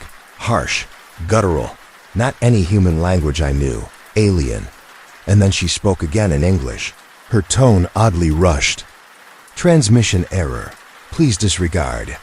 But I couldn't. That word echoed in my head for days. And through all of it, the Black Pyramid lingered, never directly mentioned again. But I heard it in the way they paused during updates. In the way their voices dropped just slightly. There was fear there. Or recognition of something they had seen. Something they could not talk about. The final transmission came in month 36, exactly 3 years after departure. It was Dr. Martinez again, at least that's who it claimed to be. Her voice didn't sound quite human anymore. Too even. Too empty. Earth base, this is away Team 1. Mission parameters are being adjusted. Some team members are transitioning to extended research assignments. Communication protocols will be modified accordingly. Do not be concerned if transmission frequency decreases. I leaned forward, tension tightening every muscle in my body. Away Team 1, please clarify the nature of these adjustments. What do you mean by extended research assignments? Silence. So long, I thought the connection had failed. Then the voice came back, barely a whisper, dry and distant, distorted almost beyond recognition. Some questions cannot be answered. Some knowledge cannot be shared. We are where we need to be. We're doing what we need to do. That is sufficient. And that was it. After that, only one person continued to send updates, someone claiming to be Captain Morrison. But again, we couldn't be sure. The voice was warped, detached. His messages were infrequent, erratic. Often just technical log schematics, charts, notes on Eben energy distribution systems and societal hierarchies. But in month 47, Morrison or whoever he was broke protocol. He sent one last message. UNENCRYPTED got no intro, no call sign. Just a sentence. They're still watching. We were never supposed to leave. 6 months later, they returned. 8 survivors. They were flown in under heavy security, then split up and scattered across the country. Each given a new name, a new history. Officially, they'd never existed. Project Serpo? Buried deep in the Pentagon, wrapped in layers of top-secret classification. But I couldn't let it go. I made it my job to follow them. Quietly, from a distance. I had contacts, access tools. I wanted to see what had come back in their place. What I found disturbed me more than anything I'd heard from Serpo. They were all brilliant. Not just intelligent, brilliant in ways that didn't make sense.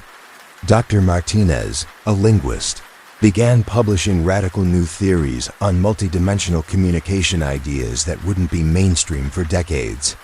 Morrison, the pilot, submitted.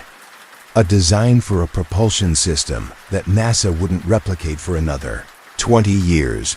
Dr. Kim's breakthroughs in cellular regeneration changed modern medicine. He published under aliases, but I tracked the patterns. It was like they had been taught things, given knowledge far beyond human reach. But the cost. They all bore it in different ways. Their eyes empty, always distant. They spoke less, smiled even less. Most of them spent their days indoors, isolated. And sometimes they just stop mid-sentence and stare up at the sky. Not in wonder, but like they were waiting. Within 5 years, 3 were dead by suicide. 2 more were found under suspicious circumstances, officially ruled accidents. I didn't buy it. The remaining 3? Gone, disappeared, no trace. Not a credit history.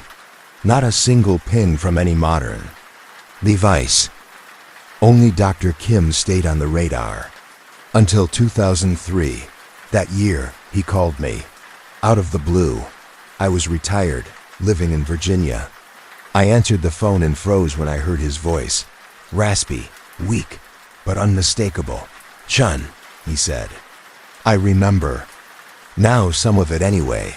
And you need to know. We weren't the first to go." He paused. "And we weren't the last to come back. Changed." Then the line went dead.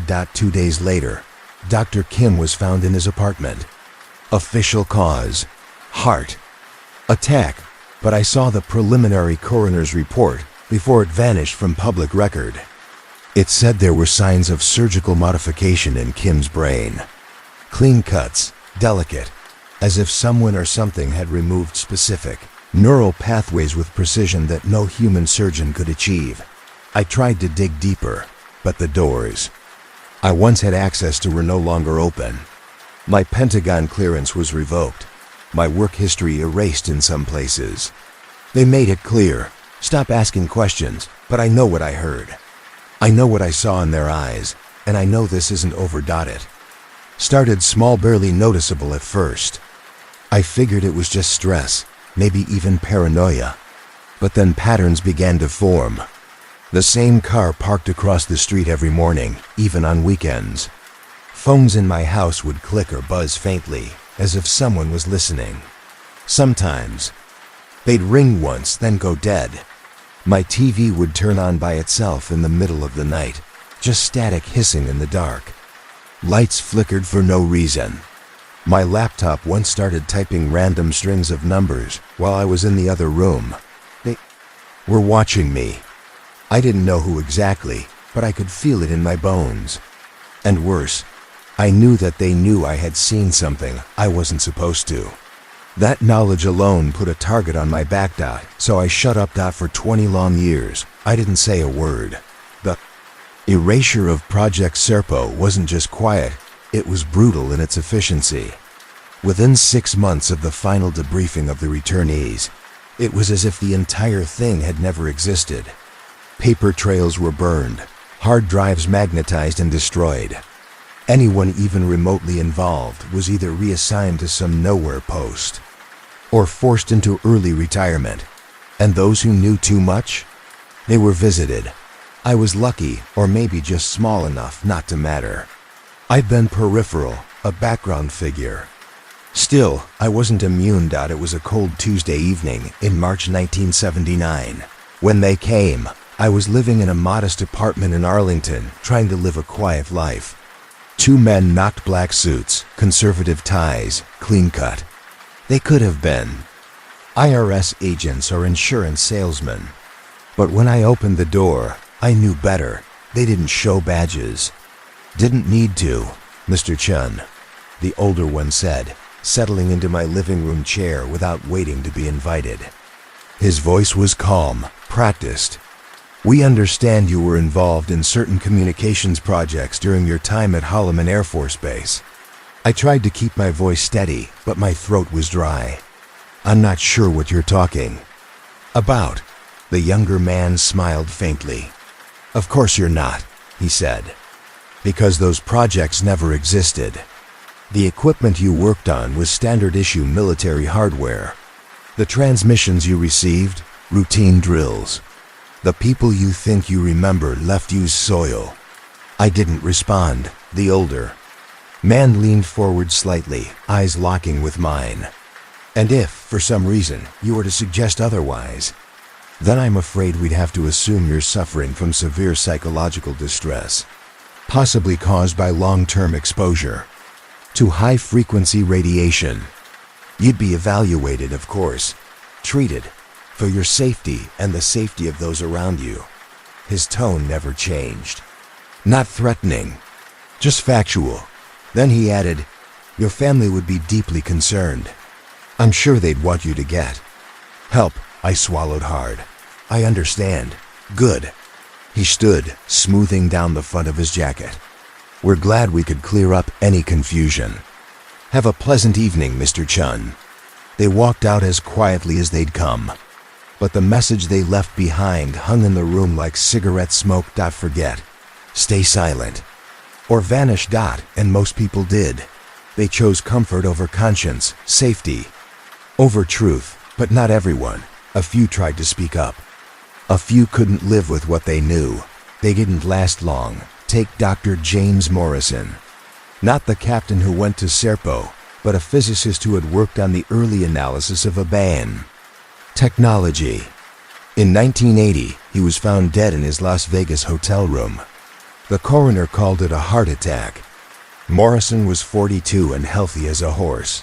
His notebooks and equipment gone. Police claimed maybe a maid had accidentally removed them.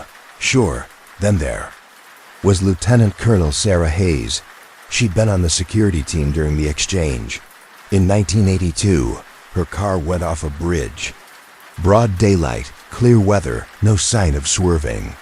Investigators found the brake lines had been cut clean, precise, like a surgeon had done it. They called it a mechanical failure. And Master Sergeant Robert Torres, a Cums guy like me, he just disappeared one morning in 1984. His wife said he went to bed with her. By sunrise, he was gone. No signs of a break-in, no suicide note. Number. Scent trail. Official story. Psychological episode. Walked off into the desert, never to be seen again. They were erasing people, quietly, efficiently. Anyone who remembered too much. Anyone tempted to talk, but I had something the others didn't. I kept records. During all those years I spent monitoring transmissions from Serpo. I wrote everything down: frequencies, dates, phrases, anomalies in the signal. I copied logs, hid documents, made backups of audio. Some of it I didn't even understand at the time, but I knew it was important. And now, I'm done being quiet. I didn't just observe, I documented. Not the official way, not in forms or government reports. That could be flagged or confiscated. No, I made personal backups, magnetic tapes, handwritten notes, audio cassettes, hidden in safe places only I knew existed. The logs I was ordered to submit, the ones that made it into the official records, had been scrubbed clean, sanitized. Every irregularity, every strange pattern or disturbing anomaly was either redacted or dismissed as a transmission error. But the copies I kept, they told the real story. They included everything. The moments when the facade cracked, when reality bled through the fiction. Reports of unexplained gaps in communication, strange symbols encoded in data packets, unexplained emotional shifts in the away team's voices, things the higher-ups didn't want to admit were happening. And most important of all, I saved the last transmission. According to the official files, communication with the Serpo away team ended in month 47, just after receiving the final technical data packet from Captain Morrison. That's a lie.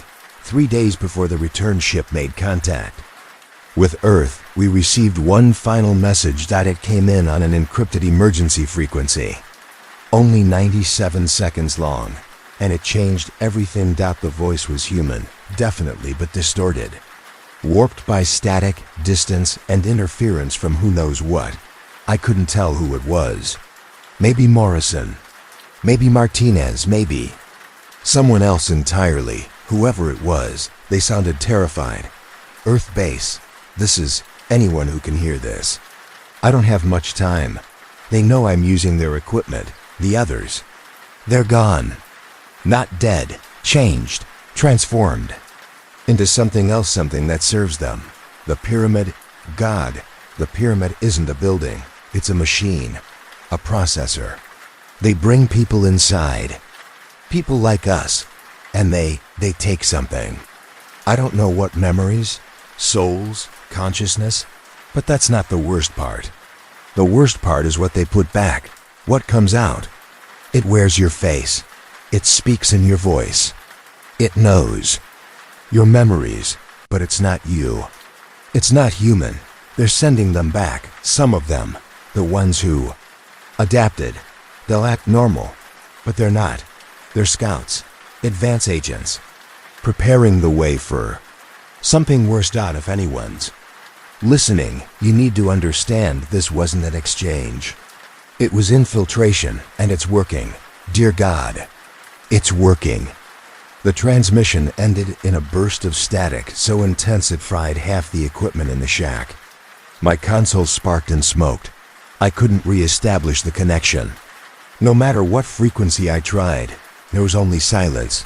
I sat there the entire night. The smell of melted wires. The glow of emergency lights. Just me and that last sickening voice replaying in my mind. If that message was real and every instinct in my body told me it was, then the 8 crew members who came back from Serpo weren't the same people who'd left. They were something else, something made using the originals as blueprints, replicas, maybe, or constructs. The real team? Either still trapped on Serpo, or dead, or WORS. I made a copy of that final transmission, hid it with the rest of my private archive, and destroyed the original. Then I filed a false report. Blamed the equipment failure on a power surge during a routine scan. The official log shows nothing unusual, but I knew better, and for the next 44 years, I waited, watched, wondered what came back from the stars. Wasn't us anymore. My name is Robert Chun, and if you're hearing this, I'm already gone. 6 months ago, they told me I had lung cancer. But it's not cancer. Not really. The tumors move. They pulse like they're syncing with radio waves. My blood works wrong. My DNA's changed subtly, but unmistakably. Cells mutated by something foreign. Something that got inside me the moment I handled that alien tech. And I'm not alone. Over the last 5 years, I tracked down 17 others who worked on Project Serpo, scientists, techs, military, people like me. 16 of them are dead. Aggressive. Cancers that baffled every doctor they saw. The 17th? Locked away in a psychiatric ward. Says he hears voices in his sleep. Says they're broadcasting dreams straight into his mind. They told us we were learning from them. That it was a peaceful exchange. They lied, and now it's too late. They said it came from Zeta Reticuli. Whatever it was, whatever came through. Those strange crystalline transmitters, it infected us. All of us. Not like a virus you can track in blood, but something deeper. Something inside the mind. A slow change, crawling beneath the surface. And now, after all these years, the change is almost complete. Most of us are already gone dead, are no longer fully human. So now they don't need the cover-up anymore. The truth is starting to leak, but not all of it, not the raw, unbearable truth. Just the version they want the public to see. 3 weeks ago, someone uploaded a batch of classified files to a conspiracy site called serpo.org. The documents listed everything: rosters, mission outlines, transmission logs. It was too accurate to ignore, too detailed to be fiction. But even then, it had been scrubbed, sanitized, edited. The worst of it was missing: the real horrors we experienced. That leak wasn't an accident. It was a controlled burn. They want the story out now, but they want to control the narrative. A successful diplomatic exchange, they're calling it. A peaceful interstellar partnership. They paint the Abans as wise, generous beings, scientists, mentors, offering knowledge and asking for nothing in return, but understanding. It's all lies. The truth, the real truth, is in the hidden files, in the backups I made, in the old magnetic tapes I buried in places no audit will ever find, the recordings that were never meant to survive. And now, with my body failing and time running out, I'm finally ready to tell the whole story, because the exchange program didn't end in 1978. It's still happening. Every few years, more people vanish. Scientists, engineers, linguists, soldiers, not abducted, recruited. Convinced with promises of advanced technology, of answers to life's deepest mysteries. They go willingly, unaware of what came before them, of what happened to us. They don't know about the pyramid. They don't know about the processing center. They don't know what the Ebans really want. And the ones who return? They're not the same people. They look human. They act human, but something inside them has changed. Something is missing or replaced. They're engineered, designed. They've been built to infiltrate. And they've spread into everything: government, military, universities, corporations. Watching, waiting, preparing. I've started having dreams. Not normal ones. These feel ... deeper, like they're being sent to me. I see symbols I don't understand, etched in burning light. Hear voices speaking languages that feel older than anything human. And I keep seeing it, that black pyramid, rising from blood-red sand under two suns, always the same. Always watching. In the dream, they call to me. Whisper promises, "We'll end your pain. We'll make you whole again." But I know what that promise really means. I've seen what's at the top of that pyramid. And I won't go back. 2 nights ago, I woke up in a cold sweat. My arms were shaking and my mouth was dry. And when I turned on the light, the wall beside my bed was covered in symbols, cut deep into the plaster. The same ones Dr. Martinez drew when she came back. The ones that made my eyes ache just to look at Dot. But here's the thing. I don't remember doing it. I don't remember getting out of bed. And yet, they were perfect, precise, not human, not mine. They're calling me back, but I won't go. Refuse to let them finish what they started. The day I first touched their machines, when I first heard those impossible voices whisper across space. I've prepared for this. I've got enough medication to end it on my own terms. And I will. But before that, there's one last thing I have to do. One last transmission. I've uploaded everything.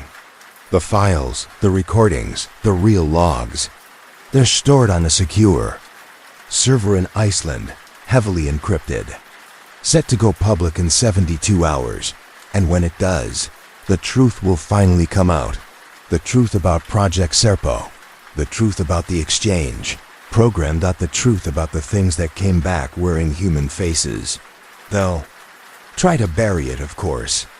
Say it's the rambling of a man dying of guilt and radiation sickness. They'll call me paranoid, delusional. But some of you will listen. Some of you will see. You'll connect the dots. You'll realize that none of this ever stopped. And maybe, just maybe, you'll be ready. Because the Ebans aren't done. Not even close. And the stars? The stars were never silent. Not even once. They're watching. Waiting. And the worst part? We're not in control of the exchange anymore. Maybe we never were. Lately I've started hearing them again, through the static on my old radio, the one I kept buried in a metal case behind the water heater. The same voices from 44 years ago. They speak in layered tones. Voices stacked like chords in a song that burrows into your bones. They're calling me, telling me it's time. Time to return. Time to fulfill whatever role they've carved out for me in their grand design. But I remember what Colonel Morrison said in his last transmission before we lost him for good. We weren't the first to go, and we weren't the last to come back. Different. No. I won't let it happen to me. I won't be changed. I won't be processed. I won't become one of them, a scout and agent, a puppet playing human. I won't help them take this world from the inside out. My name is Robert Chun. I was a communications specialist for the United States Air Force. Stationed at Holloman Air Force Base, New Mexico, I helped establish first contact with the beings from the Zeta Reticuli system. I monitored the transmissions from the 12 Americans we sent to their world people who never really came back. Not completely. This is my final message. My last transmission to a world sleepwalking through an invasion it doesn't even realize has already begun. The truth is simple. The exchange is real. The infiltration is happening, and time is almost up. If you're hearing this, remember what I've told you. Remember the Black Pyramid. Remember that not everything that wears a human face is human. And remember, some exchanges can never be reversed. They're still calling me. I can hear them even now through the white noise. Their voices are gentle, patient, comforting, even, but I know the truth behind the sweetness, and I'm not going home. Not their home. Anyway, static long, rising, then silent. This recording was recovered from a secure server in Reykjavik, Iceland, along with 847 encrypted files related to a project known internally as Project Serpo. 3 days after the file surfaced online, Robert Chun was found dead in his apartment in Arlington, Virginia. Cause of death: apparent overdose, multiple prescription medications, high doses. No sign of struggle. The official report lists it as suicide, but the details don't add up. The walls of his bedroom were covered in intricate geometric patterns carved deep into the drywall. Precision work, impossible to replicate without specialized tools. Investigators photographed the symbols. Hours later, those photos were removed from the official police files, and a classified seal was issued under direct order from the Department of Defense. A FOIA, Freedom of Information Act, request uncovered Chun's medical records. What they show is chilling. His lung cancer didn't behave like anything seen before. The tumors had structure, organization. Under the microscope, they appeared engineered. Worse, tissue samples revealed trace elements not found on Earth, compounds unknown to modern chemistry. Before any independent tests could be completed, the case was sealed. Access restricted by the Pentagon. And Chun? He wasn't alone. As of now, 17 other individuals with ties to Project Serpo have died under nearly identical circumstances, same physiological anomalies, same strange behaviors in the weeks leading to death, and the same recurring dreams they all reported: alien landscapes, burning symbols, twin suns, and that black pyramid. Every one of them had been marked, changed. The server that hosted Chun's final message was destroyed 6 hours after this recording was retrieved. No backups were found, no mirrors. The files are gone, and the official position of the U.S. government? Project Serpo never existed. Any documents claiming otherwise are, quote, fabricated by conspiracy theorists and hostile foreign actors. No comment was provided by the Department of Defense. None from NASA, none from the United States Air Force. And the voices? They're still out there. Calling.